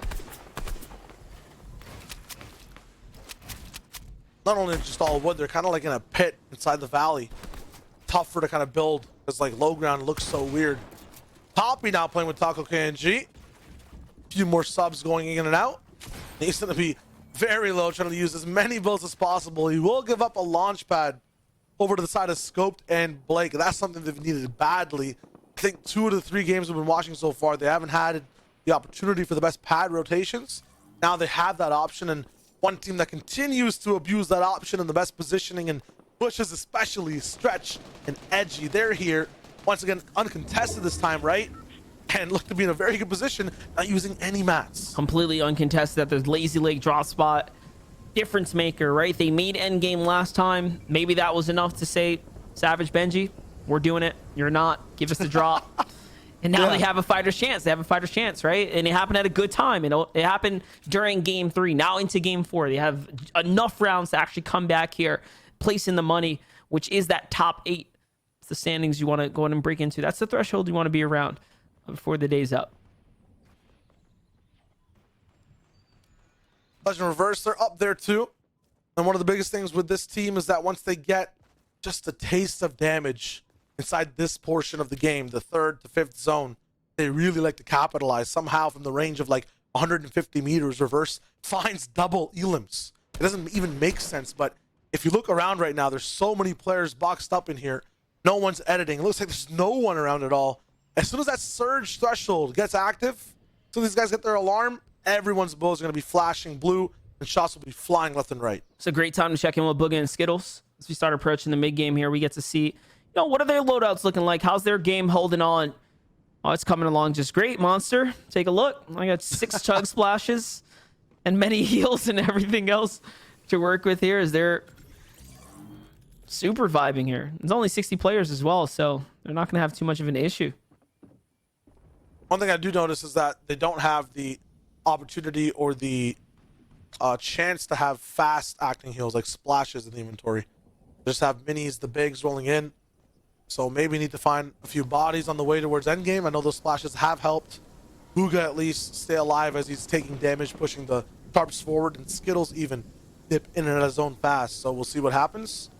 Fully and staunchly though, this POV, we've not seen it before in terms of just the way they've been playing the game, or even the fact that they have a high ground position. This is huge. I wonder what they do with it.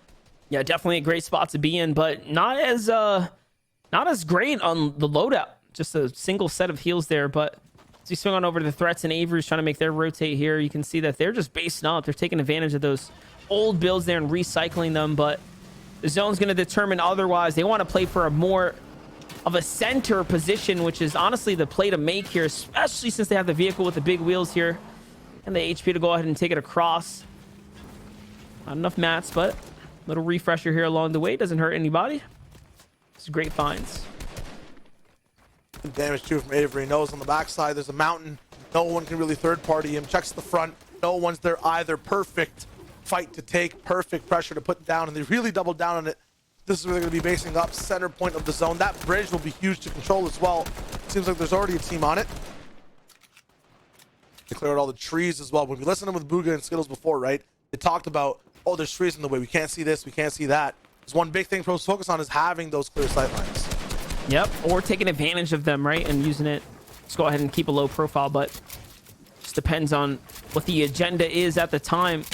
Just to touch on Threats and Avery for a second, they chose a great spot on the map, but hold up. Nido and Mikey get into the build. They get into the mix here where Replays end up cleaning that one up. Zemi and Replays get swept up and under the rug super quickly. Here's another look at that position that Stauncher and Bully have here, the high ground. Plenty of space between them and the edge of zone as well, so a little favorable for them leading into the 4th zone. They were talking about Avery's position. It is really good. Dead center. Yeah, literally. Everyone has to push into it. There's so many people up high that aren't going to be able to target their base, and they can just scoop out, shoot at everyone's feet down below.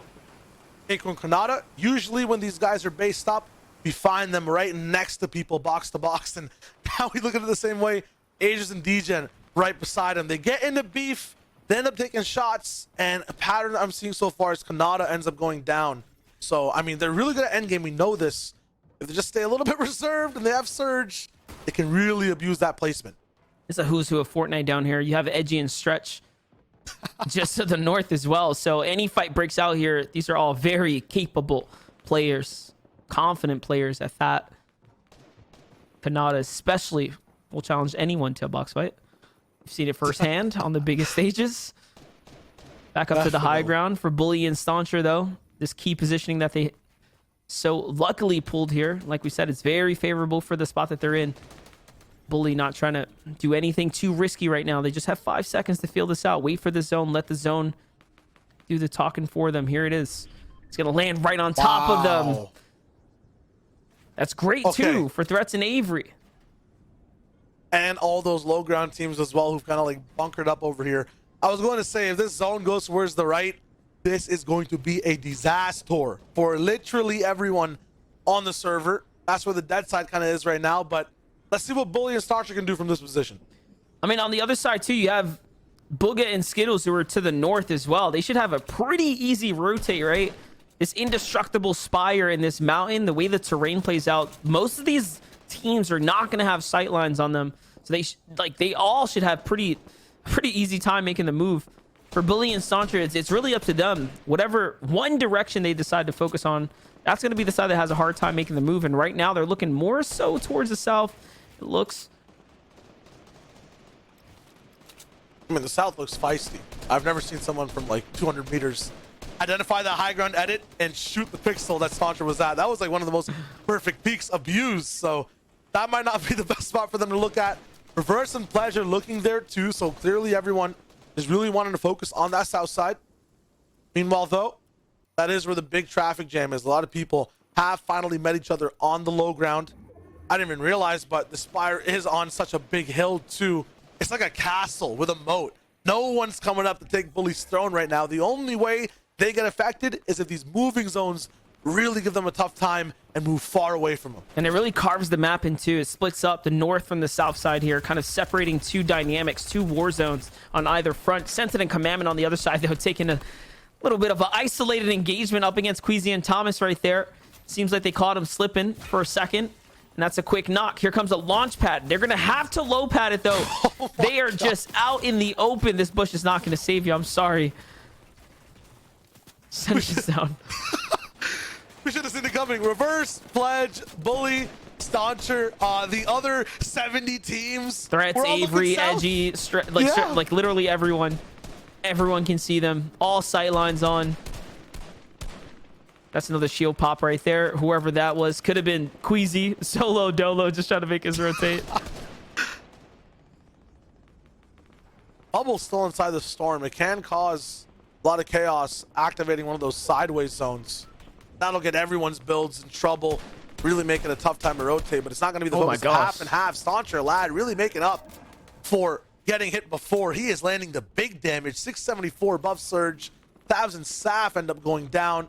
Only one team inside the safe zone. This will now show us, okay, are these guys just lucky on height, or do they really have what it takes to push forward, get those endgame placements? They have to make a perfect max zone rotate here. Not only that, the most marketable here pulls a pretty good zone right now to the northeast. This is going to work out super well because they're going to, and look at that. Then they have trees and sight lines blocking them. The way this is all just really shaping up for them is absolutely perfect. They might be able to get away with just an on-foot rotate here. Let's just listen in and see what they're thinking. They're gonna... Oh, wait. We're 200 above. Look right here. Okay. Full fried! Full fried! Hey, yeah. 3, 2, 1 this. 3, 2, 1, go. Good. We're gonna pad. Okay. You gonna high or low? High. Okay. Yeah, this is perfect. We're landing height. Are you getting beamed? We are not landing height. Okay, landing with you. Don't worry. Don't worry. And you're I know. You good? It was shitty spot. My bad. No, you're fine. You're fine. I can splash once. Yeah. We need to get a fresh. Looking for a refresh now. Take some All mats. they have to do is single out some weak builds here. And another pad too. Are we even in? Like, You guys in? Trying to basically identify anything that's around them. I'm liking what I saw though from both these players. wait, On they're that fighting rotate. on our layer, straight across. We can spray. Come here. 3, 2. Wait, Ready? left side. Yeah, I see it. He went back right into the wood. We can look from here. Has to go for the chase. Yeah, we Possibly can, consider, though, 20 can. seconds. He So that's ran 6 back zone? off it, bro. We They're pulled just trying to mid-range. make the read. They're trying to make the read here onto way. Stretch and Edgy. Little do they know, Stretch and Edgy managed to back up just in time. Those weak wooden builds, shots can get through so easily, and that can be your game.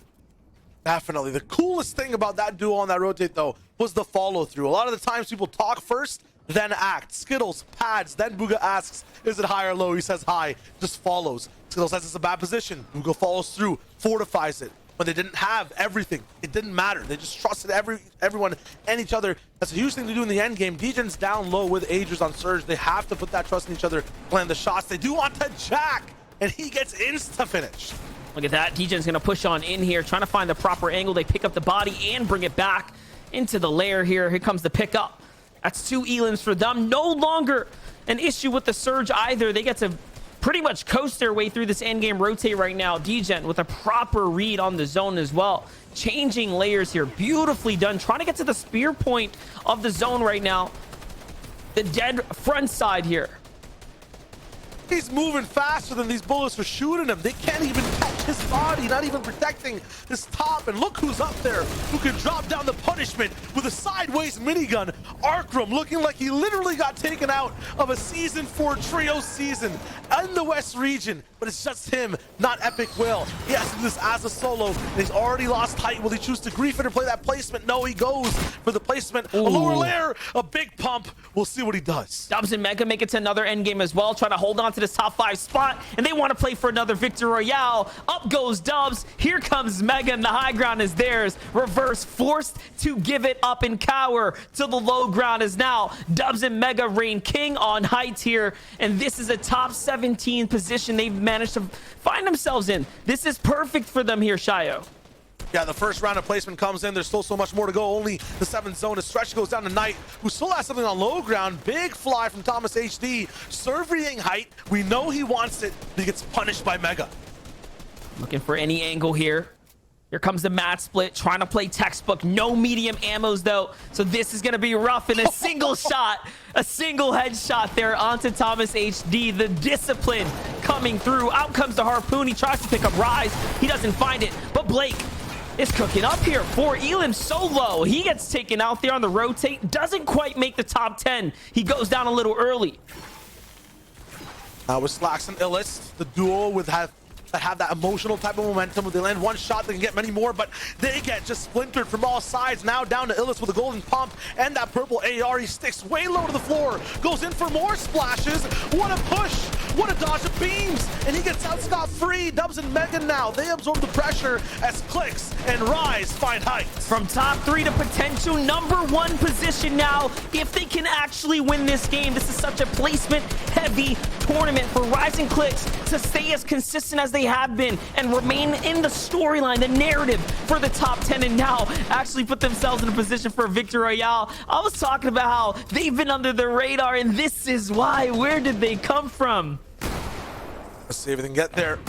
Message on the sonar that they're here to win. Donnie down in mid-ground with no high ground pressure. All these guys are forced to fight for themselves for free, wall to wall. Donnie somehow is jumping back and forth, not getting hit. Him and Rokane still alive. They have all the control of low. Mid-ground now sandwiched, but still, there's no pressure from the underworld. Rokane's just waiting for souls to drop, to pick up bodies. They have the heals as well to survive in the storm. 4 different teams, no one eliminated yet. Finally, Knight, the winner from last game, was the top 3, goes down to the zone. Big shot from Rokane though to pick that one up onto Mega. who gets just depleted again, and now Rokane, he's really playing that storm. Oh, he's really no. going for the pump. Look at the speed, the action, the shot in the place. Clicks goes down. Rokane traded out, and now it looks like it's the final 1v1. And Rise is on height here. So Dubs was still in this game in the final moments there. He comes out of nowhere, but Donnie is the man who is up on the low. Can Rise actually clutch this out? I'm sure he can. The heals are coming through. He's on the hunt for Donnie. He can hear the sound effects. He doesn't have the heals. He has to hit the shot. He gets tagged first, but no, Donnie was quicker. And that could be the difference now for Donnie and Rokane. A 10 elimination game in the Victory Royale. Donnie and Rokane, the duo with the best movement in the game. They traversed that 9th zone, looking like they were still driving cars. Their feet were moving so fast. Rokane with some of the nastiest shots I've ever seen, and Donnie with that clutch using the heals from his body. I mean, these guys are a match made in heaven, monster. They just played that perfectly. Man, unfortunate though for Clicks and Rise right there in those final moments. They had everything they needed for the Victory Royale, and one false move and it was all over as Dubs and Donnie came in with a side sweep. All right, really changing up the story there. Sideways pump shots as well. They literally took the narrative, put it in their own bag, and ran away. That's all it was. That was a sick, and I think the second low ground clutch we've seen so far. Maybe Clicks just dropped so early. Maybe Rise should have came with him. Still though, that was so many action-packed highlights, one pumps we kept seeing over and over again. That central zone, monster, is giving us the best games possible. Huge game for Mega and Dubs to jump back into this right here. They were starting to slip out of favor on the standings. Rokane's really picked up his fair share of moments there in that end game here. Here's Donnie's perspective though with the heals. As we talked about, he did have it, and he just read Rise like a book right there. He cut him off. He had the walls. He had everything he needed to go ahead and close that one up, and it was just better watching from his perspective. Yeah, that was just nuts. It's one thing, right, to throw those splashes and give away your position. The person falling down, he's doing that fast and loud as well. So it's a street that goes both ways. Donnie really capitalizing on it and securing that game. Yes, for sure right there. But guys, you're gonna have to give us a moment here. We're gonna toss a quick break. When we return, we'll have the standings in game number 5. When inspiration strikes during midterms, you need Xfinity Internet. Fuel your passions with speeds fast enough to power all you do. Get inspired with awesome offers exclusively for students.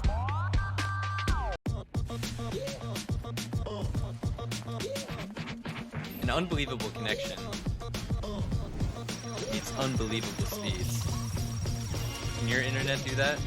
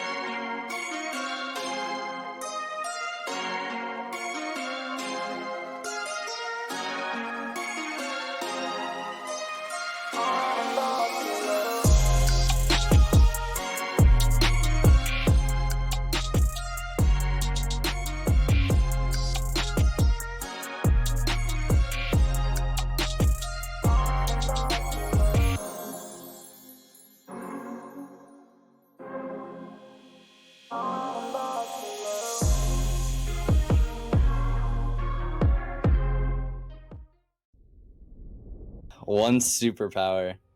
If we were talking like a gaming superpower, it'd probably be like human aimbot, so I can never miss. That would be awesome. But if we were talking out of game, probably like I don't even know. People have always asked that question. I don't. Probably like invisibility or something. I don't know why, but I just feel like that'd be cool.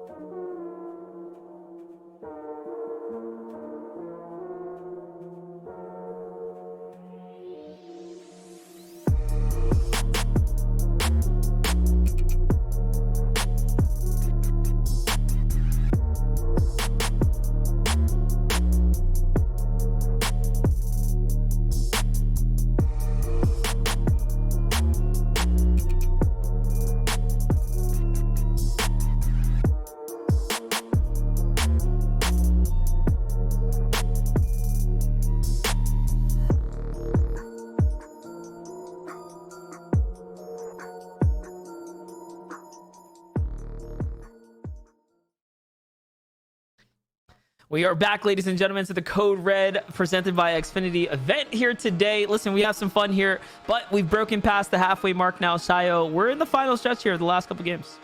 And this is where the teams that are doing really well start to play defense a bit more. Maybe their aggression slows down, and maybe that's why they slip up. Let's see, though, who's in the lead and who has to catch up. Last time we tuned in, it was Booga and Skittles, who were all the way at the top. This time, in first place, it's Knight and Rogue Shark that catch up with the top 4 in that last game, Monster. They are so consistent, and they're taking the lead. I'm not gonna lie, I did not see that coming there. Now that I see Rise and Click still being in 3rd place, so the consistency from Booga and Skittles really pushing on and shining through here, showing you just how close the competition is getting now up at the top. So it's looking like about a 3-way race here, so long as any of these teams can stay consistent. But I mean, Light and Shark on a meteoric rise right now. Yeah, the top 5, I feel like they're all doing equally well on placements. We're seeing Thomas H.E. Queasy going for height and then living all the way to 7th zone, 8th zone, whatever. The big difference for that first place team, Knight and Rogue Shark, are the eliminations. They're almost teetering close to double-digit elims every single game. They're really putting the blender, the pressure down on low ground and just taking everything. Yeah, definitely. And again, we've had the pleasure of listening into Booga and Skittles, their thought process, how they're playing. They are just so calm and collected there in those end games. Very, again, decisive decision making, committing to the plays here, being led by Skittles, which I love. I really enjoy watching a player like Skittles be able to take the lead here, and someone like Booga, who's proven himself on all facets. He likes to be actually in those B role type of positions. He likes to be the fragger and or the player that can just focus on playing his best game, right, and being led to those final moments. And their dynamic is so cool. Skittle kind of chooses the position. Booga then maps everything out with the builds, and then Skittle pops off and then chooses the next one over and over and over, right, as it goes. So it's nice to see that. Meanwhile, though, Donnie Rowe came with that last win. They get to be in the top 6, it looks like, right now. So we'll see if they kind of fizzle out from a win like we've seen with every other team, or if they break that pattern and then, you know, maybe even be first after game number 5. Yeah, definitely. And for Rising Clicks, they're up there at the top right now, 196 points. That Victor Royale would have been a difference to put them into 2nd place, I believe, because it's about a 6 or so plus point swing if you can actually get the W. And this goes the distance to a tiebreaker. I mean, you still want to be able to have those wins in traditional Fortnite fashion. That's really what kind of decides it there in the end. Yeah, the biggest thing too is usually by these last games, the elims is what we really start to look at. Mentioned them already. Usually just plus 2 points. This time plus 3. It'll be a very crazy switch. Yeah, for sure. But the battle bus is just about underway here, guys. Game number 5 of the Code Red presented by Xfinity is about to be underway. We're going to be hopping onto the bus here shortly, and we'll get to see how this player map is playing out here and take a look as the center really uncontested right now. So there's going to be plenty of space there for players to play into. But Acorn and Jack, or excuse me, Acorn and Kanata are up top. Clicks and Rise down low at Holly Hedges. For Clicks and Rise, we've already known what their draw slot's been kind of yielding out for them. Nothing but great loot for them to make it to end game 2. Yeah, great loot. Kind of a slow ramp all the way towards the end game, and that might be why they're losing out on elims. Look at the switch up, though. The confidence from Polarized and Duke, who were struggling in fights in the first 2 games. Now they've taken out the Kings of West at their drop. Only with a pistol as well, mind you. A green pistol, just a handgun right there. He made it all work. And that's unfortunate for Arkham and Epic Will there. They get taken out so quick. They don't even get to touchdown and really enjoy their game. It's got to be frustrating too, right? Now you got to sit out a full 30 minutes of the game. Plus the wait time, man. Plus the break time and the ramp time for the next game. They should be fine, though, looking to maybe get towards the top 8 primarily. If you're really talking about people who are worrying, who are scared and trouble, that's a POV on your screen right now. Red Light and Sparkle set ablaze every single game. Looks like they didn't do their homework this round. There was many more draw spots they could have chose to land on. Instead, they come here, and Casker's going to hit the 71 headshot. Now pushes through the builds here. It's up to Sparkles to win this one by himself, and Casker just a little bit better with the angle right there. The 92 tag. GG's. I like that side profile. Comes in, and like if you freeze frame right there, it kind of looked like, you know, those mug shots where the guy turns to the side and whatnot. Moments before disaster. Top 10 biggest betrayals, but that's huge on that side. That's how Retail Row's going to crumble here. They've managed to win the draw spot consistently, round after round. So you start to really set things up. Polarize and Duke here. see how things are looking for them. Shaping up to be a pretty decent game. Minis and all the other stuff coming through. Legendary burst rifle found. Another big find here for Polarized. Now lots of people golden up, and Duke's already stacked, and Oof. now we're gonna see these guys really push forward and try to win out this game. I think that's one thing that can trip people up though, right? When you have such a big loadout, it's like when you get zone, it's like, what do you do now? Like, do you want to overpeak? You want to play a little bit differently than before? You want to switch things up? Because if you do, that's where you end up falling. Not to mention the pressure of the standings on your back as well. Like, how much do you have to actually put in effort-wise to break up into the money? To get into top 8, you really have to weigh all these decisions. For right now, though, Creo and Tragics are eyeing up the building in the distance. I think they have the senses kicking in here that there might be a player there. And they were right. Strap and Noshto on the other side, taking this fight up against Scope. This is an early game fight that's been going round after round. You haven't really got to see it in about a game or two. Let's see who's going to come out on top. Sharp Nosh really just popped off once against Calc in the early game. This time, this is going to be on offense. They went up against Blake and Scope. Before, it was a defensive fight they kind of won. Nosh now on the wall, gets the first, but it's like a 4-layer puzzle he has to solve. Does get a big edit in, has to drop down. The double down below doesn't come through. Mis-editing a door as well in the process. No one's going to be there on the other side when he knocks. Strap, he's trying to find a way to pressure on the other side, but there's so many natural walls there too that you can't really edit or build through Monster. It's letting Blake and Scope have really phenomenal defense. You know, you don't just want to walk in here. There's a dungeon of builds. You don't know what kind of danger lies on the other side. There's a vehicle hidden in the mix there as well. So anything can really unfold here.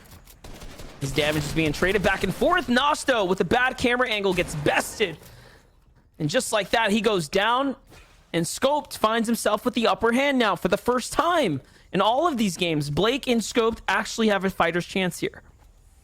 What's the difference, right? Before, Blake and Scope were always pushing other players.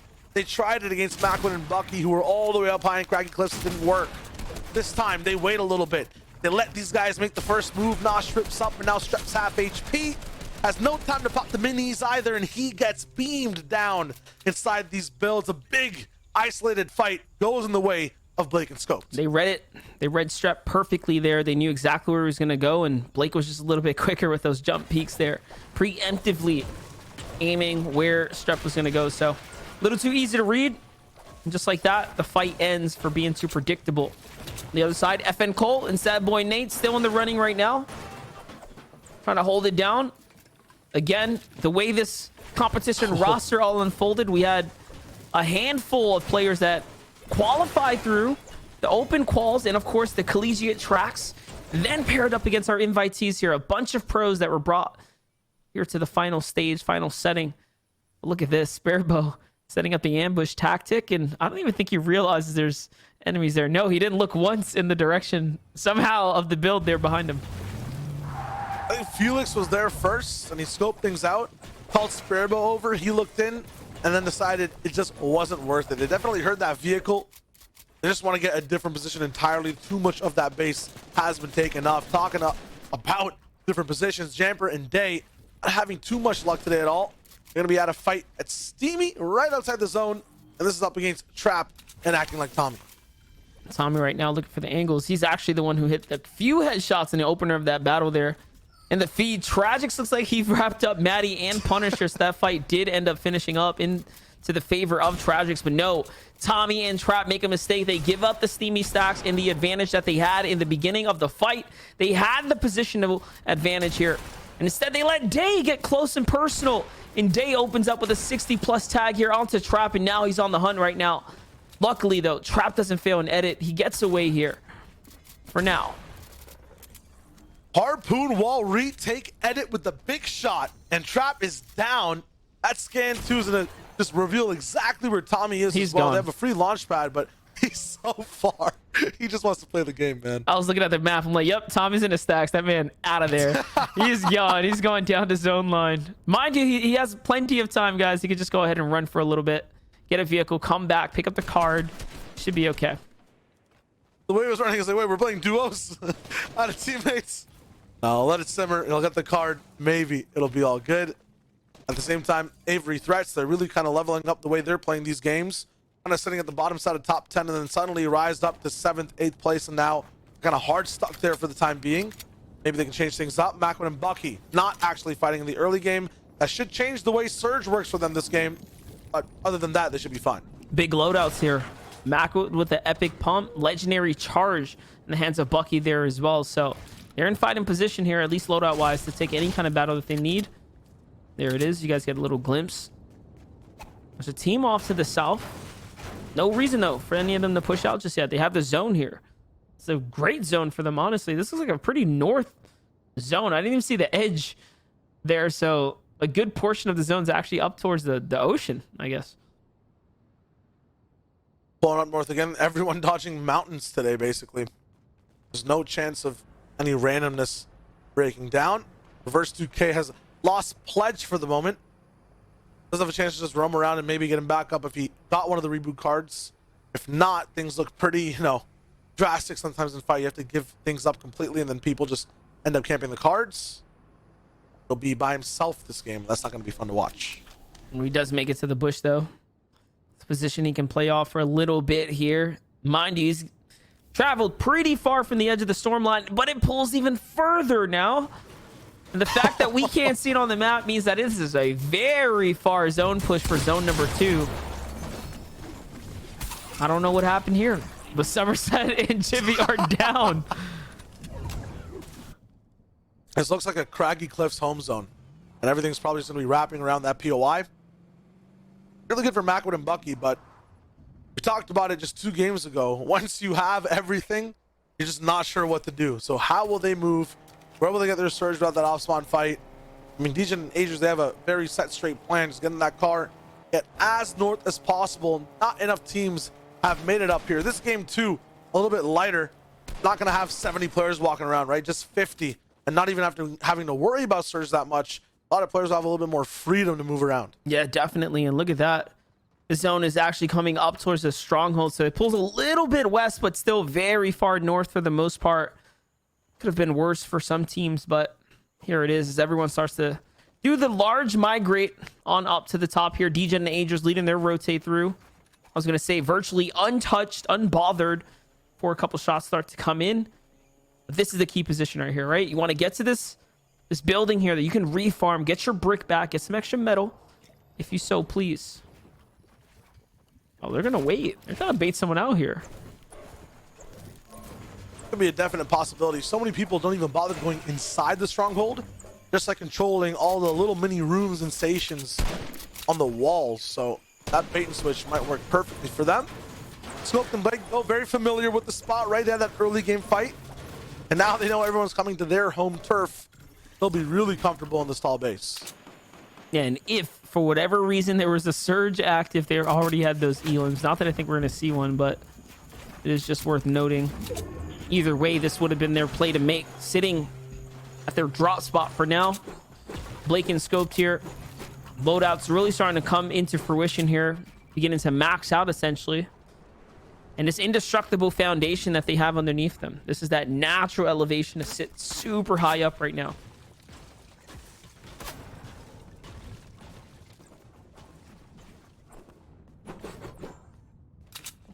This is the most spread out I've seen everyone inside the second zone. Already just waiting for the 4th one to clock in. They've all taken this crazy preemptive position. No one has to worry about surge. This is like classic chapter 1 summer skirmish type vibes. Everyone's just playing as far as possible in the game. It's funny that you mentioned that, right? Because that kind of was how the dynamic of the game was. Like everyone picked a little mountaintop and or some distance, right? And that was just the dynamic of the game. And back then, it was really about how you timed your rotates because of the way the distancing and the spacing worked out. Otherwise, you will get beamed on your rotates. Yeah. There's no reason to fight without surge. It was just always just chill time. So now in that aspect, here it is, right? You mess up the timing, you get beamed. Completely correct, Monster. Kanata, Acorn really turning on the long range type of fight, and that's good. That's what they should be aiming for.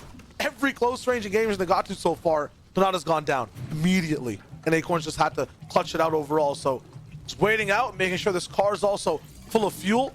Going to be huge. They can really utilize this with less players on the field to catch up to different spots on the map.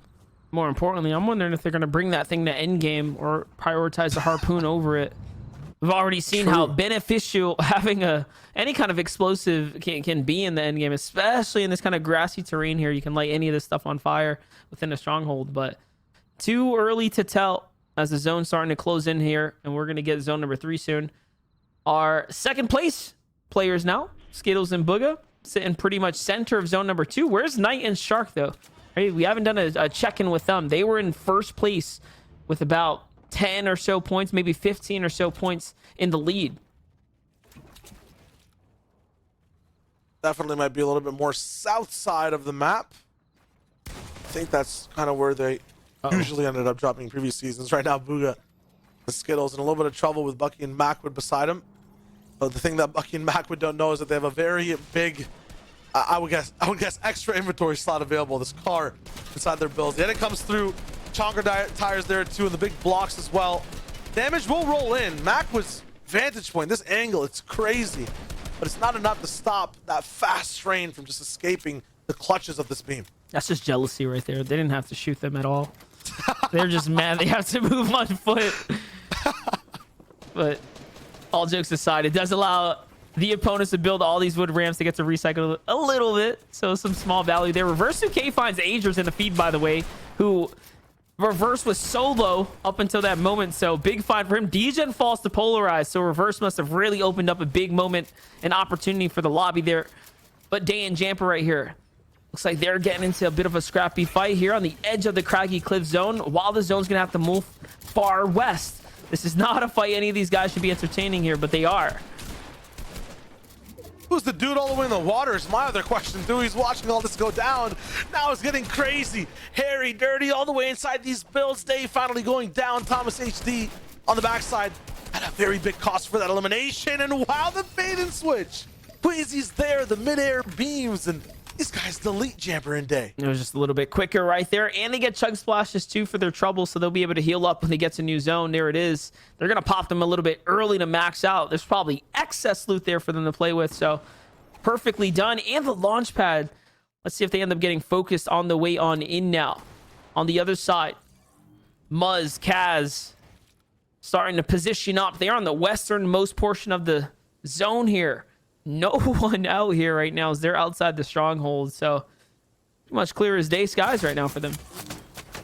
I'm wondering if they actually have 3 pads to work with as they move. I know Queasy, Thomas HD have to have at least 2 more left in the inventory right now.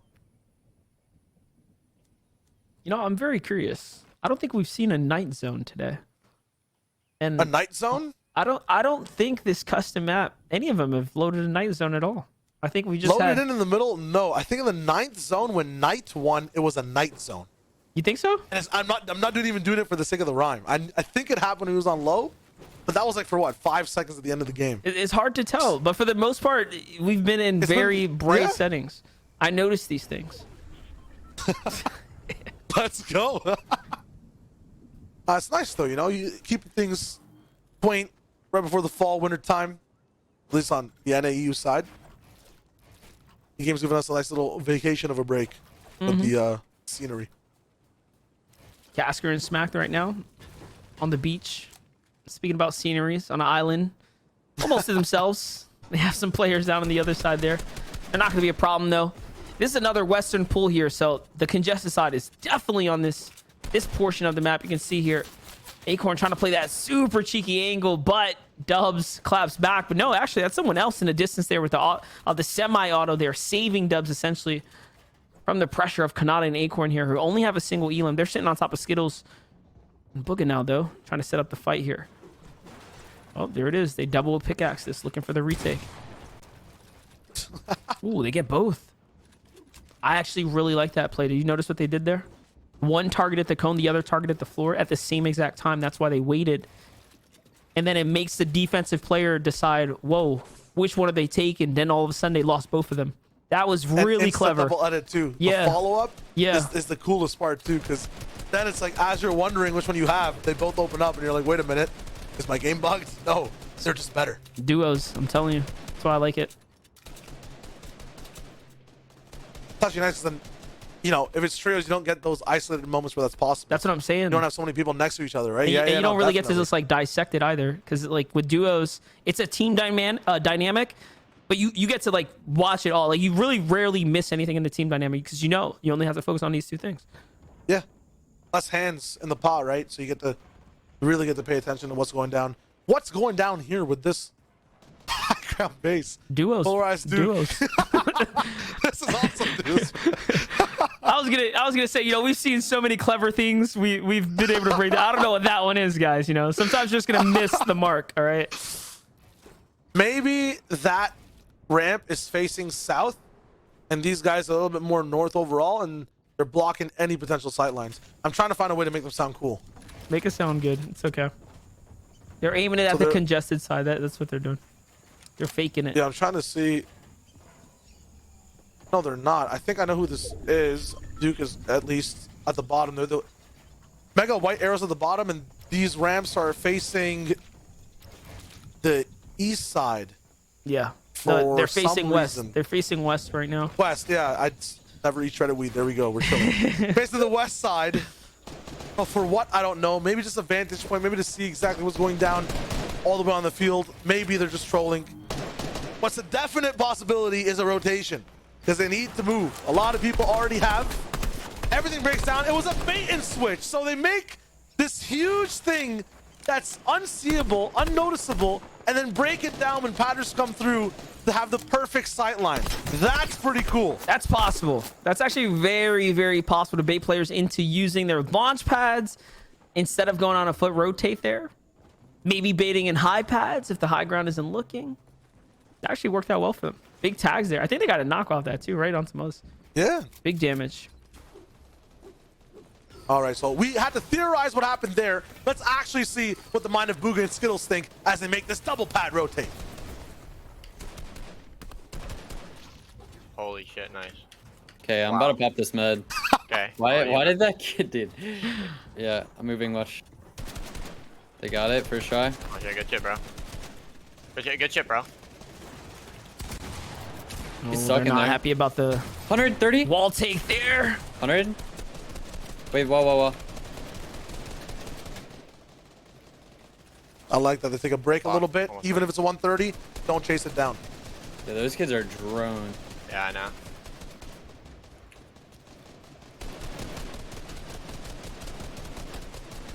You're gonna have to heal up here.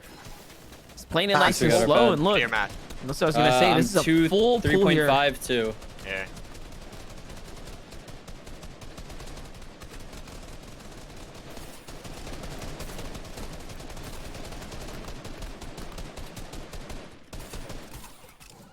I just want to hear exactly how this POV breaks down when this zone moves. They're obviously going to use that big pad. This is Middle. going back to land up. Off the low ground, and here we go.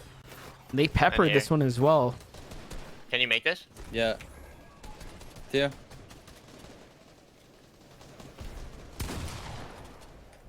Try to I want to catch. see if they're gonna call for the high ground. You can double smack. It's a solo for now. No. That kid's gonna All right, that'll be it for our He's listening with for Booga Skittles. But they'll smack call right there, maybe even go for Duke's wall, but they choose not to. They're keeping things safe and secure. They let other people take height above them. They have another launch pad to use. They want to just break it down. I call this might be not fun to watch on the side of reverse 2K, but he's letting harpoons through builds. He's playing as a solo, and he's still alive for the big damage. A nice try, one elim and a little bit of placement. Take back home. Mistakes were made though. Maybe they should have taken out Duke because now the high ground is his. They allowed Polarized to come through, step on up, and now they get to turn this entire game around here for the end game here as top 15 is approaching, and it's approaching pretty quickly. This pressure coming in from Duke is onto Skittles and Booga there. They're gonna have to back up, and it's Acorn who's just underneath who finds another player there in the feed. Polarized rolling in.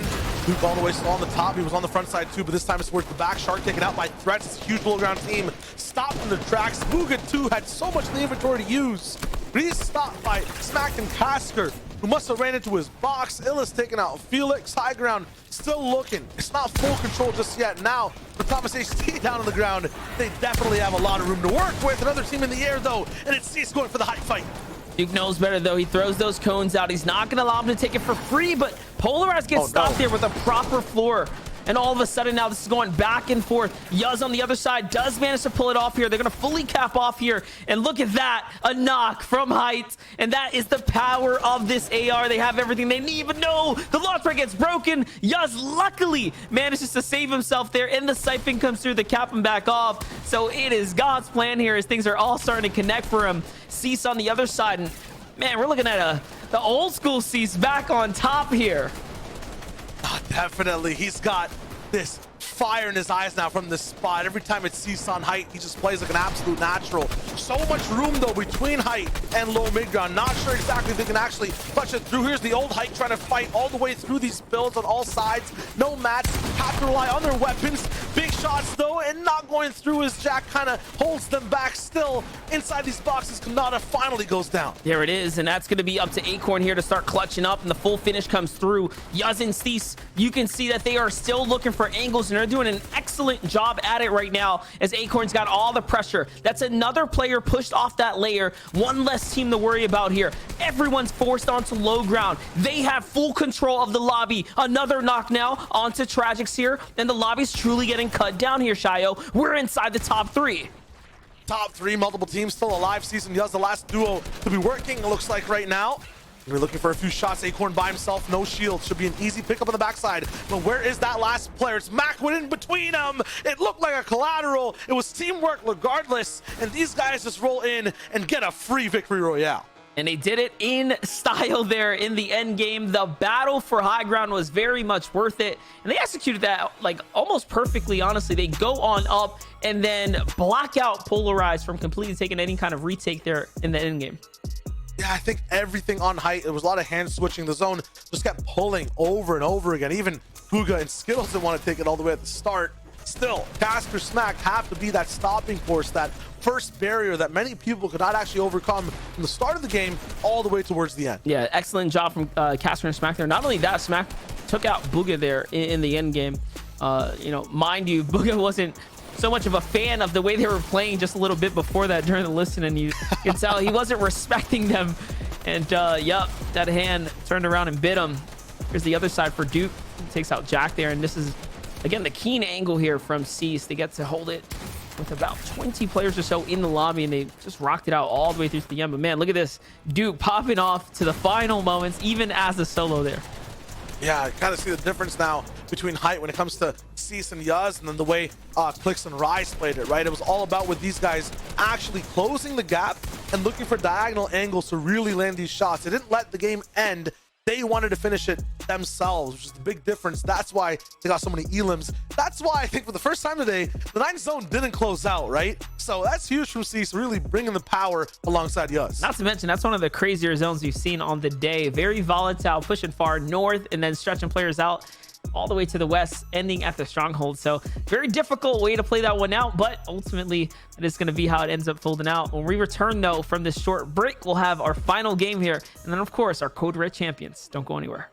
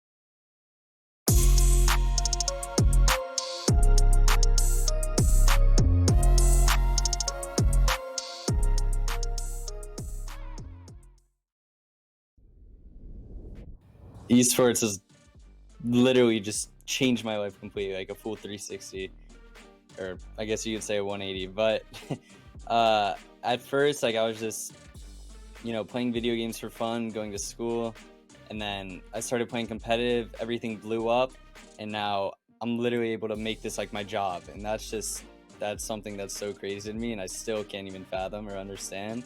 But yeah, it literally changed my life forever, and I don't even know how to explain it anymore.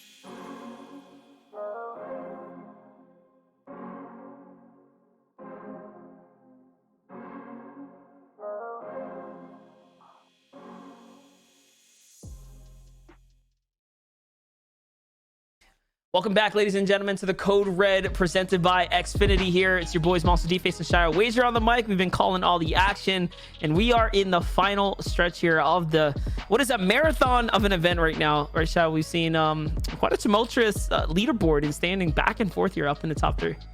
Yeah, Bugha versus, what was it, Knight over and over again, back and forth, the top three switching hands, and it is action with a capital A so far today. I mean, it's been nuts. Early game spawn beefs kind of fizzled out between EU and NA, but then went up on other sides, and then the end game Seems like height can't even hold on right now, Monster. Everything's so volatile. Nope. And then, of course, we have Rising Click somewhere in the mix as well. Let's go ahead and pull up the leaderboards here so we can take a look at how exactly these players are shaping up here and what this last game has in store for us. For now, Knight and Shark are holding on to a 19-point lead up at the top here. Rise and Click have managed to be that second place team. Booga and Skittles are still in the story here, and so is Creo and Tragics now. I can say realistically, they definitely have a shot now. Yeah, the big thing though, I feel like Knight and Rogueshark kind of used their one big point swing to get to this spot. So far, Clicks, Rise, Booga, Skittles, Screw, Tragics, none of these guys have had that huge game to get them up top. I think Donnie and Rokane are the other ones, and then Queasy and Thomas HD. Those teams, the only ones really to get that big VR to already cash in their big point check. It's up in the air for anyone from second all the way to fifth to try now once again. Keep in mind, guys, top 8 is the prizing cutoff here to make any kind of cash right now. $25,000 is on the line here. So Xfinity really bringing the cake here for the players to come and eat.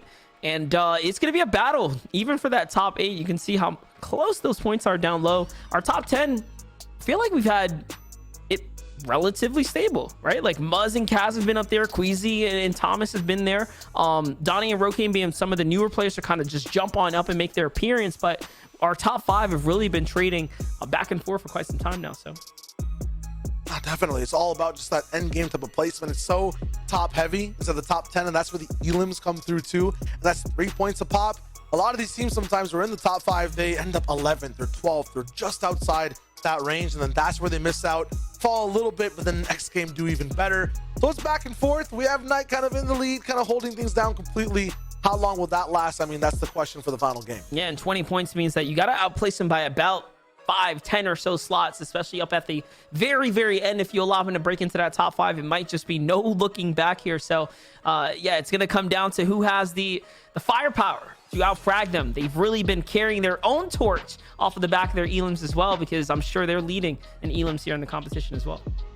Definitely, they're really pushing things down on low as much as possible before everyone else. So they try to hold on to as much real estate, and then everyone's just kind of falling into their bills. They double edit down. It's something they used to do in trios all the time with AV back in the day. So now to see that type of flavor inside, you know, this dual partnership Monster, you're saying, you know, all these dual dynamics, it's so much fun to watch. There's so many more instances of things going down. They have their hand in every single little pot, and to be able to stop that, you have to go to low ground. You have to do what they're doing. And that's really tough. And that's another story I want to explore a little bit more as the FNCS starts to unfold, right? With the breaking up of how many trios are quite literally disbanding and reforming. The low ground is going to face huge changes now. It's going to come down to what teams truly have the best dynamic to replace basically the Scented Edge and Commandment void of the breakup that's happening down there. And then, you know, the introduction of Stretch onto some of these teams and things like that. So that's like a little FNCS talk for the future, but we get a little bit of a glimpse here because of how many high profile names we're seeing in action. But Knight and Shark in particular on the low ground have been exceptional. Boogie and Skittles in particular have been playing the mid ground very well, right? And we're watching a lot of these other teams like Kanata, the way he was setting up that battle with the double pickaxe to take those builds and whatnot. Like, we're just seeing like moments of like true greatness here and exceptional play, like play that's I would say elite to the norm of some of the other top tier players you might watch.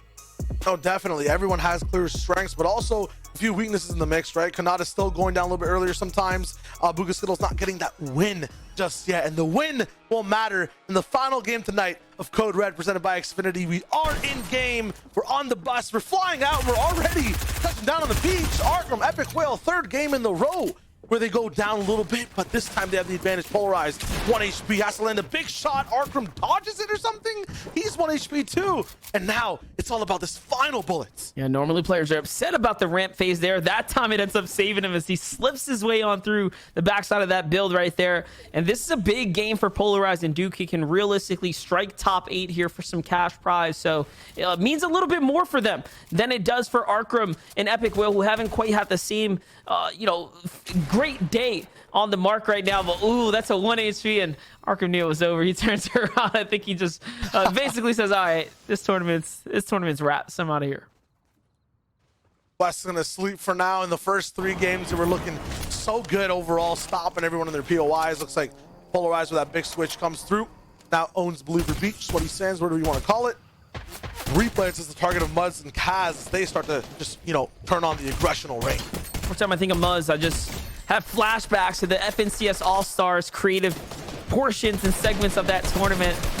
How exceptional Muzz was on those creative maps. One of the quickest and most accurate our scene has. Really being the true shining light there. I think he secured the bag of multiple tens of thousands of dollars that weekend, so pretty insane. I'll get a little bit more of that bag right now. 25K in total for grabs this tournament. These guys need to push forward to get towards that top 8. Talking about speed, this man's tracking flawlessly, and he gets that big shot on the replays. He's in top 10. Kazan and Muzz here are inside the top 10, so they can strike up, make some kind of cash here before the tournament day is over. So making his NA stay very much worth it. Smacked on Casker here, another retail row battle. We've seen this fight multiple times, this time on a different piece of the terrain here. It seems like they just continue to bait in Red Light and Sparkles deeper and deeper into the territory that they've been able to own so far. Big shots here. I mean, Smack's been owning with the semi-auto rifle as well. I mean, last game it was a legendary one, and he was just landing shot after shot. This time, a cheeky 62. And we call this duos, but there's a third person on Smack and Caster's team every single game. It's fire, and they're making it rain again one more time. All the builds just gone. Sparkles, he should be taken out here in just a second. This compact SMG just burns through wood like firewood. And now, I mean, this is just done, right? A 2v1 pinch should be over in a matter of an instant. Red Light, he just gives up. It's over. Yep, that's it. Tournament fatigue really starting to set in here as the players that have a realistic chance of breaking away here. FN Cole and Sad Boy Nate on the other side are looking to fight this one out all the way through. More so for pride than anything else. Harpoon on high ground, making this a little bit difficult for them. It's Sparebow and Felix. Sparebow, who's already picked up a single elimination just a little bit ago. So this is the result of a third party fight. Their timing perfect here. These guys have kind of gone head to head over and over and over again. Last game, they gave it up a little bit. This time, when it comes to trying to hit top 8, elims definitely do matter. This is like a free 6 points and maybe even +4 replacement. They will be going the whole way with this one. And a nice two-way chop down. Felix should have an angle here, but Cole's ready for it too. There's got loadout too. It looks like a pump and a pistol. They're really trying to win this fight. Yeah, Felix doesn't want to fully commit unless he absolutely has to, and they decide, all right, getting shot in the back now. Maybe it's time to huddle up with one another. He's going to go on over to Sparebow here. Pauses down, gets his heels on. This is him putting himself in between the opponent and the third party. But no, another team looks in now, and that's big damage here. They've officially lost. Rise? I would say they've lost their lead here. Oh, they definitely have. I'm not sure if Cole knows, though, that chill crack sound effect might be a little bit too far. Sparebow still down there. I mean, Cole Sadboy playing so defensive. That's what's taught them up to this point. And yeah, Sparebow goes in for a little bit of a taste. A slap in the face. Back up a little bit, my friend. Take 2 more minis and try again. That he will. That's another team's going to start pushing in. This is actually Avery here, creeping on the other side in the vehicle. I think he actually stole their vehicle. He's out. So not sure how he ended up over there by himself, but he did. Oh, and it makes sense. I did see Sparebow take out Threats there, so this means they rolled up. Threats goes down. Avery hides out, gets back to the reboot card, picks it up, then escapes. So he might be able to get the save there onto Threats. And now Felix and Sparebow are left to pick up the pieces here. A too healthy Nate and company were left behind. Lost their car, have no builds, shields running low. As down bad as some people I see on the timeline, Monster, honestly, in between breaks. I mean, this is crazy right now. And they're still rolling in, doing damage, trying something right now. It's just Cole and Sadboy. Their defense is too strong. Yeah, and at this point, might as well finish the fight here. Not much more to play for. Sparebow's starting to run out of builds here. He's got 4 left. This is starting to look pretty dire here. Might be time. I was going to say, might be time to start going for the pickaxe swings and the wall replaces, but even that's going to be risky. Another 2 mats. That's huge. It's a difference maker here. Oh, angle found. Felix goes down. Nate and Cole actually turned the fight around. Sparebow's left to clutch this up by himself, and the siphon is good. They have everything they need now. Even with that, though, they're not kind of switching the pace and going aggressive. They're going to still keep turtling on and let Sparebow make the next move.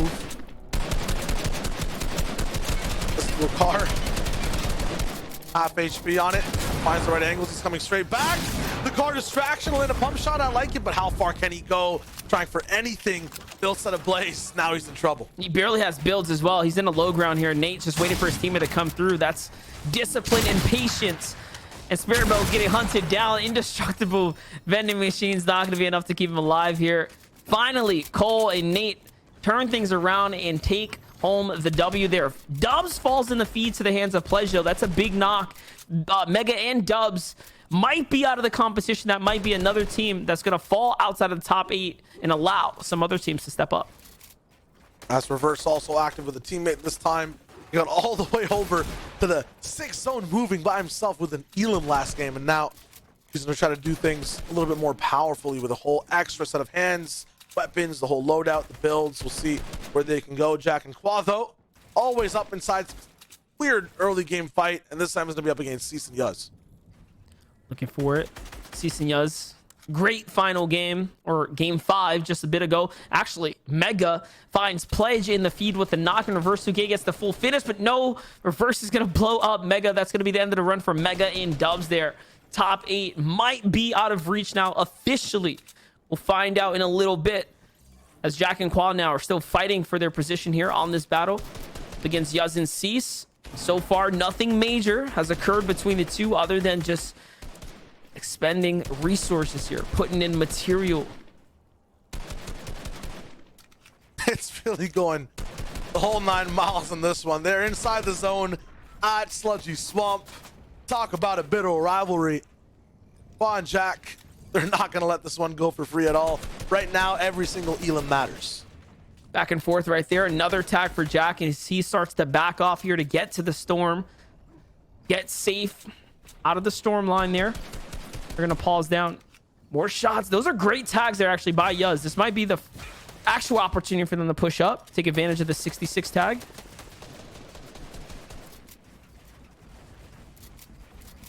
They're committing. Oh, definitely.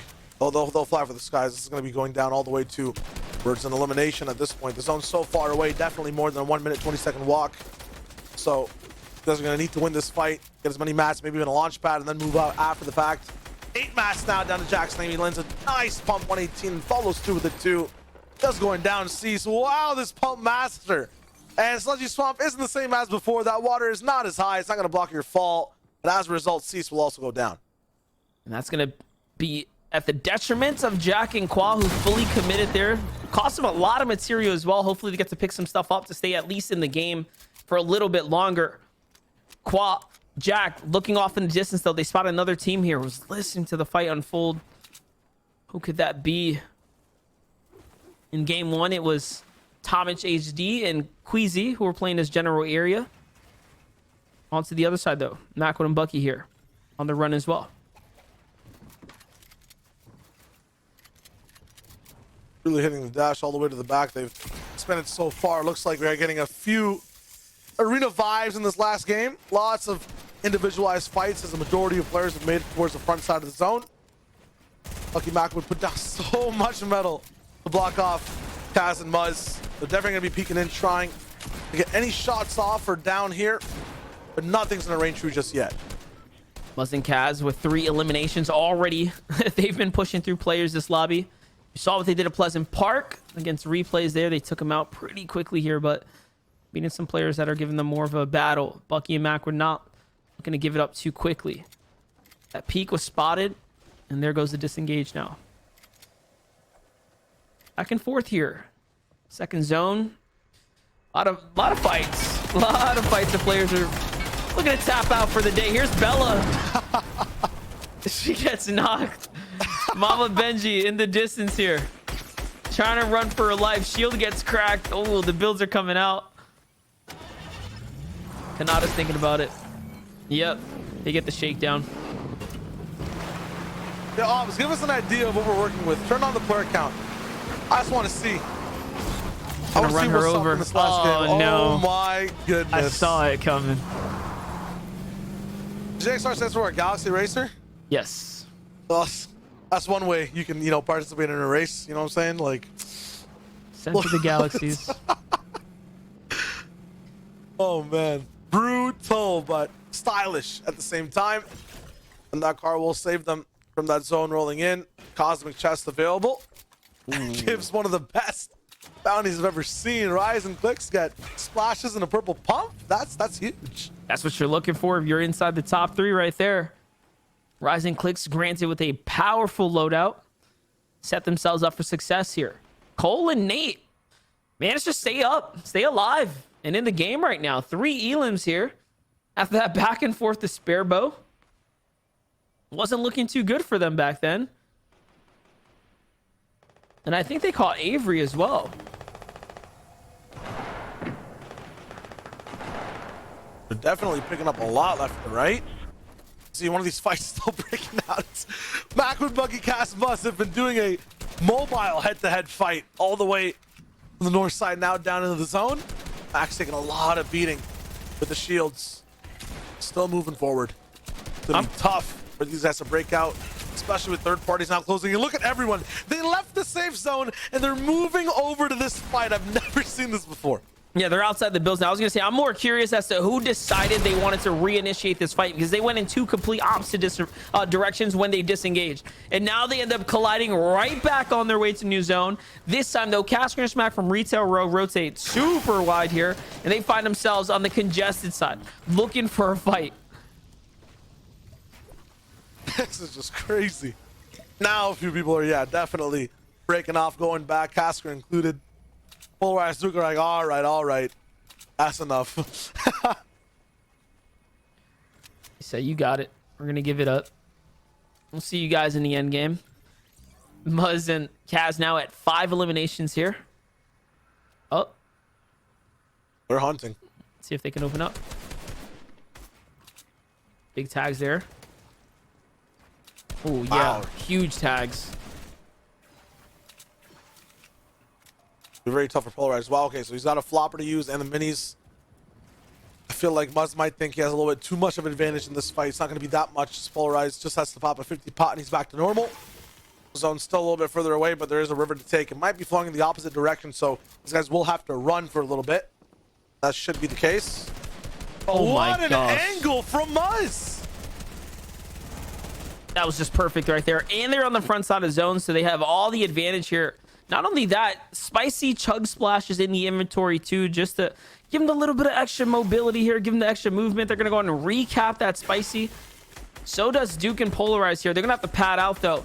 Up comes the beams here. Kaz is feeling it here. Those are great tags. Shield crack and whites. Can they get the one in the back here? Polarize melts it out the sky, and both of them go down now. Duke and Polarize fall here. One to the hands of Casker, the other to Kaz. Casker and Smack, they never forget. They knew this fight was going down and something would happen. Kept one eye open the whole time. We saw, you know, moments of that happen when they were bullying Benji and Savage earlier on in these games. They always know what's happening outside the zone. This is World Cup Kaz for a reason, showing us he still got it even after all these years. Now better than ever, honestly. Leading the competitive scene, if you will. Good to see him popping off here. Muzz, by the way, W King in full to the edge of zone. On the other side, though, Jack and Qua haven't stopped fighting themselves after their pickup, after their storm fight they had. This is on to Clicks and Rise. This is terrible. They're really pushing for it, though, regardless. This could be a top 3 team they affect in just a sec. At the same time, more heads turning inside the zone. There are third parties tuning in and understanding really that this can be an easy clap if they just wait it out properly and both sides take damage. Qua's taking a bit, has to go through a third of his minis. Jack has a lot available for this fight to go the long mile. They're not that far from zone either, so probably will see this the whole way through. Here's the thing, though. Like, Jack and Qua have a realistic chance to jump up the standings, but if they can shut down Clicks and Rise, that means they can actually take an even better position up at the top 3 as well. It'll really allow that to happen. Remember, this is such a placement-heavy game. Missed out on the game is 60 points, and no one had a real big lead like that, so anything is truly possible, and that's just elims aside. So Paul and Jack now, things are going to slow down here. Clicks is inside the cone. He's got a bit of information here, but leaving Rise to himself. Clicks swings things around. High ground is his now, and all of a sudden they're inside his domain. Clicks has control of the pace here.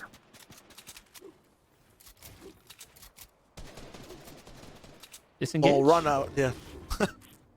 Inside someone else's domain, right? If there's an expansion, you have nothing you can do in there whatsoever. You want to make sure you control that ground. So Jack and Qua, they leave. A lot of the zone is kind of quiet as well. Everyone's kind of waiting through for that placement, which might even be inside top 10 right now. Not sure just yet, but Kaz is really putting up the elims on the board.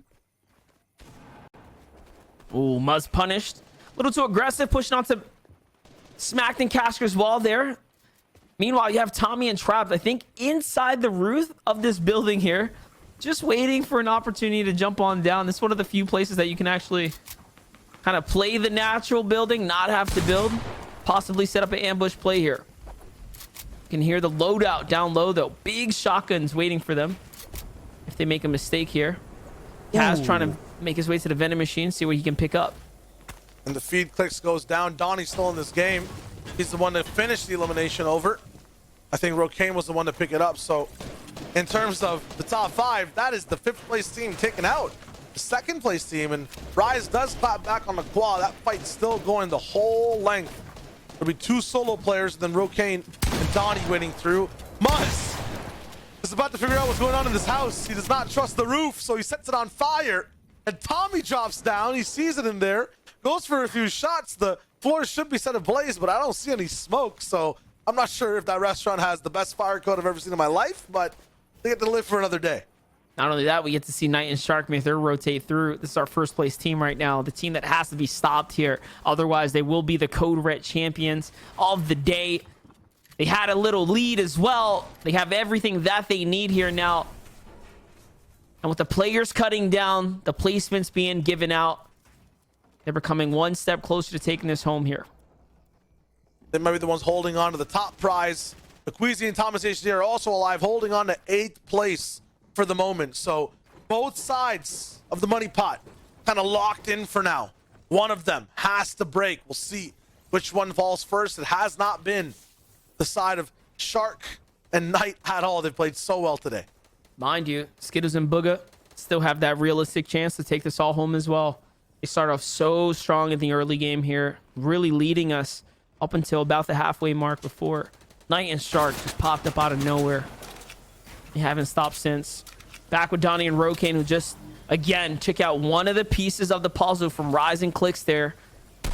Starting to break up these storylines, starting to make things a possibility for others here. That top 3 is wide open.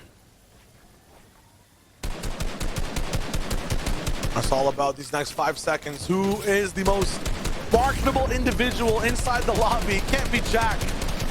He's getting talked to by HR right now. He's gonna get taken out on the backside of Storm. There's gonna be no one left side, and no one controls the part of the zone.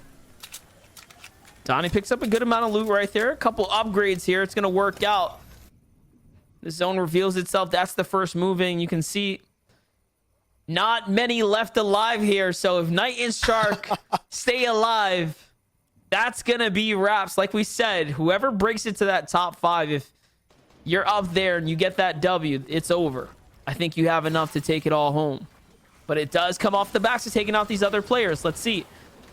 Spicy Splash comes through. That's the speed buff that they're looking for. Thomas HD and Queasy still up right there. Booga gets caught by Rokane. He's trying to go for the piece control. Doesn't quite get it. Seems like things catch up to him. He slows down. Slowing down for now. Still lots of possibility inside this end game.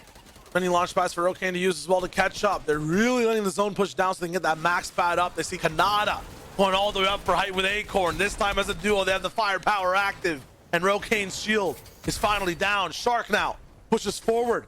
Him and Knight seem to not be Logan anymore. They're going for a mid-ground layer of control, and that's huge. 5th place split in half as well as Rokane loses his partner. Look at that. Here we are inside the top 10 here. This is where things are really going to start shaking up here now. Acorn and Kanata are on high ground. Smack's going to find Muzz and Kaz. They're going to go down here, and this is the final push, the final stretch now for taking home the entire Code Red competition here. 7 elims for the high ground team of Kanata and Acorn. We want to wrap this over. Explosive so far, but it's quiet on the field as everyone's waiting to see who makes the first move. Kanata goes up just a little bit. Nothing too much of notice though. They're just making sure high ground is getting as much pressure as possible. Their position is kind of translating the firepower, and it's working so far. Acorn's a little bit further back for the moment. Now back and forth here once again. Just trying to look for this victory royale here to close things out. Acting like Tommy's still up in this game right now with Trap. This is the furthest they've made it today. Is the best game they've had so far on the day. But it's not over yet. I'm still seeing Knight and Shark alive in the game. I still see Booga down there making his rotates here. This is still a competition that anyone can take home. Look at how many players are up. These are placement points. These are opportunities for teams to come back here. 25,000 is on the line here. $5,000. There's still lots of pumpkin pads inside the mist. Booga with a huge shot. They can drop down, get the mats and the shield. Shark falls in the feed. Cole finally down to his Tragics is popping off. There's a new rush for height. It's Smacked and Casker, who still haven't used their pad yet. What a harpoon to deny Acorn that ramp all the way up, and now they almost have control. One more obstacle for Casker to overcome. No, it's actually his dual partner all the way up on height, and they're both alive. They're going to go on and reset here, but Booga and Skittles did take out one of the two there. Shark is down. Where is the rest, though? No, Smack goes down. He gets brought right down into Kanata, and Kanata finishes things up. But no, it's actually Queasy and Thomas HD who step up here. Trying to go for the EU 2-game special. Can they take one? On the low ground, though, Knight is still up here, Shayo. I think he's done it. He's definitely going to be walking home with that money here today. Definitely had one of the most phenomenal performances we've seen in the third-party event. Lots of aggression low ground, but can he wrap it up? Clutch up that VR. Booga and Skittles are still here. Don't have as many eliminations, but they're going head-to-head tonight. They cancel him out. This win, it could change everything right here for them, but they have to see it all the way through. One big team all the way on high ground for the moment. They're gonna have a lot of pressure being dropped down, but Booga has so many builds to relieve it. Tragics in the box. Skittle gets taken out. It's all up to the solo players now. We could have called it too soon, but we're going to see if Booga can actually clutch this one up now. But no, he gets shut down by Creo there with a monstrous shot, and that's going to bring them on up to 6 eliminations. And now we're looking at a 2v2. Creo and Tragics on the low ground up against Thomas and Queasy, who have just control of height here. In comes the pressure. In comes the shot. Tragics cannot fail to touch the zone here. If he does, his game's over. It's gonna be a 2v2 all the way to the last 10 seconds of the game. Could be a fight for 8th place. Creo down, and the crunch comes in from Europe. A second game won, the final of the night for Code Red. Who knows how high they climb? All we do know is that they're so good at this game. It's Queasy and Thomas HD. And that's an EU duo right there stepping up here, surely breaking their way somewhere higher into the standings there. When we last left off, they were up inside the top 10, holding on by a thread there, but now we can pretty much ensure that they're walking home with some good cash here today. We're staying up on the late night. Absolutely. Let's check out a little bit of this game, a little bit of any game. It is this last one we're watching. Polarized taking out the West. Arkham just being a little bit goofy at the end. Lots of fun stuff happened, and you know, it was a little bit loosey-goosey till the end, Monster. We had what, first and second go head-to-head, and Booga almost steal the show. Yeah, definitely. It was very, very close there. Had Skittles stood up, had them actually been able to take out the rest of the teams, they had a true fighter's chance. Remember, they were only about 15 points or so off the mark there from Knight and Shark, but the fact they fell pretty much in concession right behind Knight and Shark means that they're not going to be able to pick up the extra points that they needed there in the final moments. But this is where things got really exciting for Booga. He finds Shark inside the edit. All they needed to do was get Knight right before that as well, and things could have been a little different. Absolutely. Still, though, Creo Tragics, one of the sickest comeback runs we've seen in an event before. I think in the third game, they were kind of struggling here and there and really turned down the eliminations. Focused, I believe, Punisher and Maddie's duo game after game to get like double the loadout and then use that to get all the way till the end. That being said, man, Monster, EU, Queasy, Thomas, the whole different beast. Yeah, definitely. What they pick up 2 victories tonight, so not too shabby considering they're playing with all kinds of disadvantages here. But that's what makes these international competitions a little exciting. We want to mix things up there. So give us a quick moment, though. Game number 6 is officially concluded. When we return, we'll crown our Code Red official champion. All right, presented by Xfinity. We'll see you guys soon.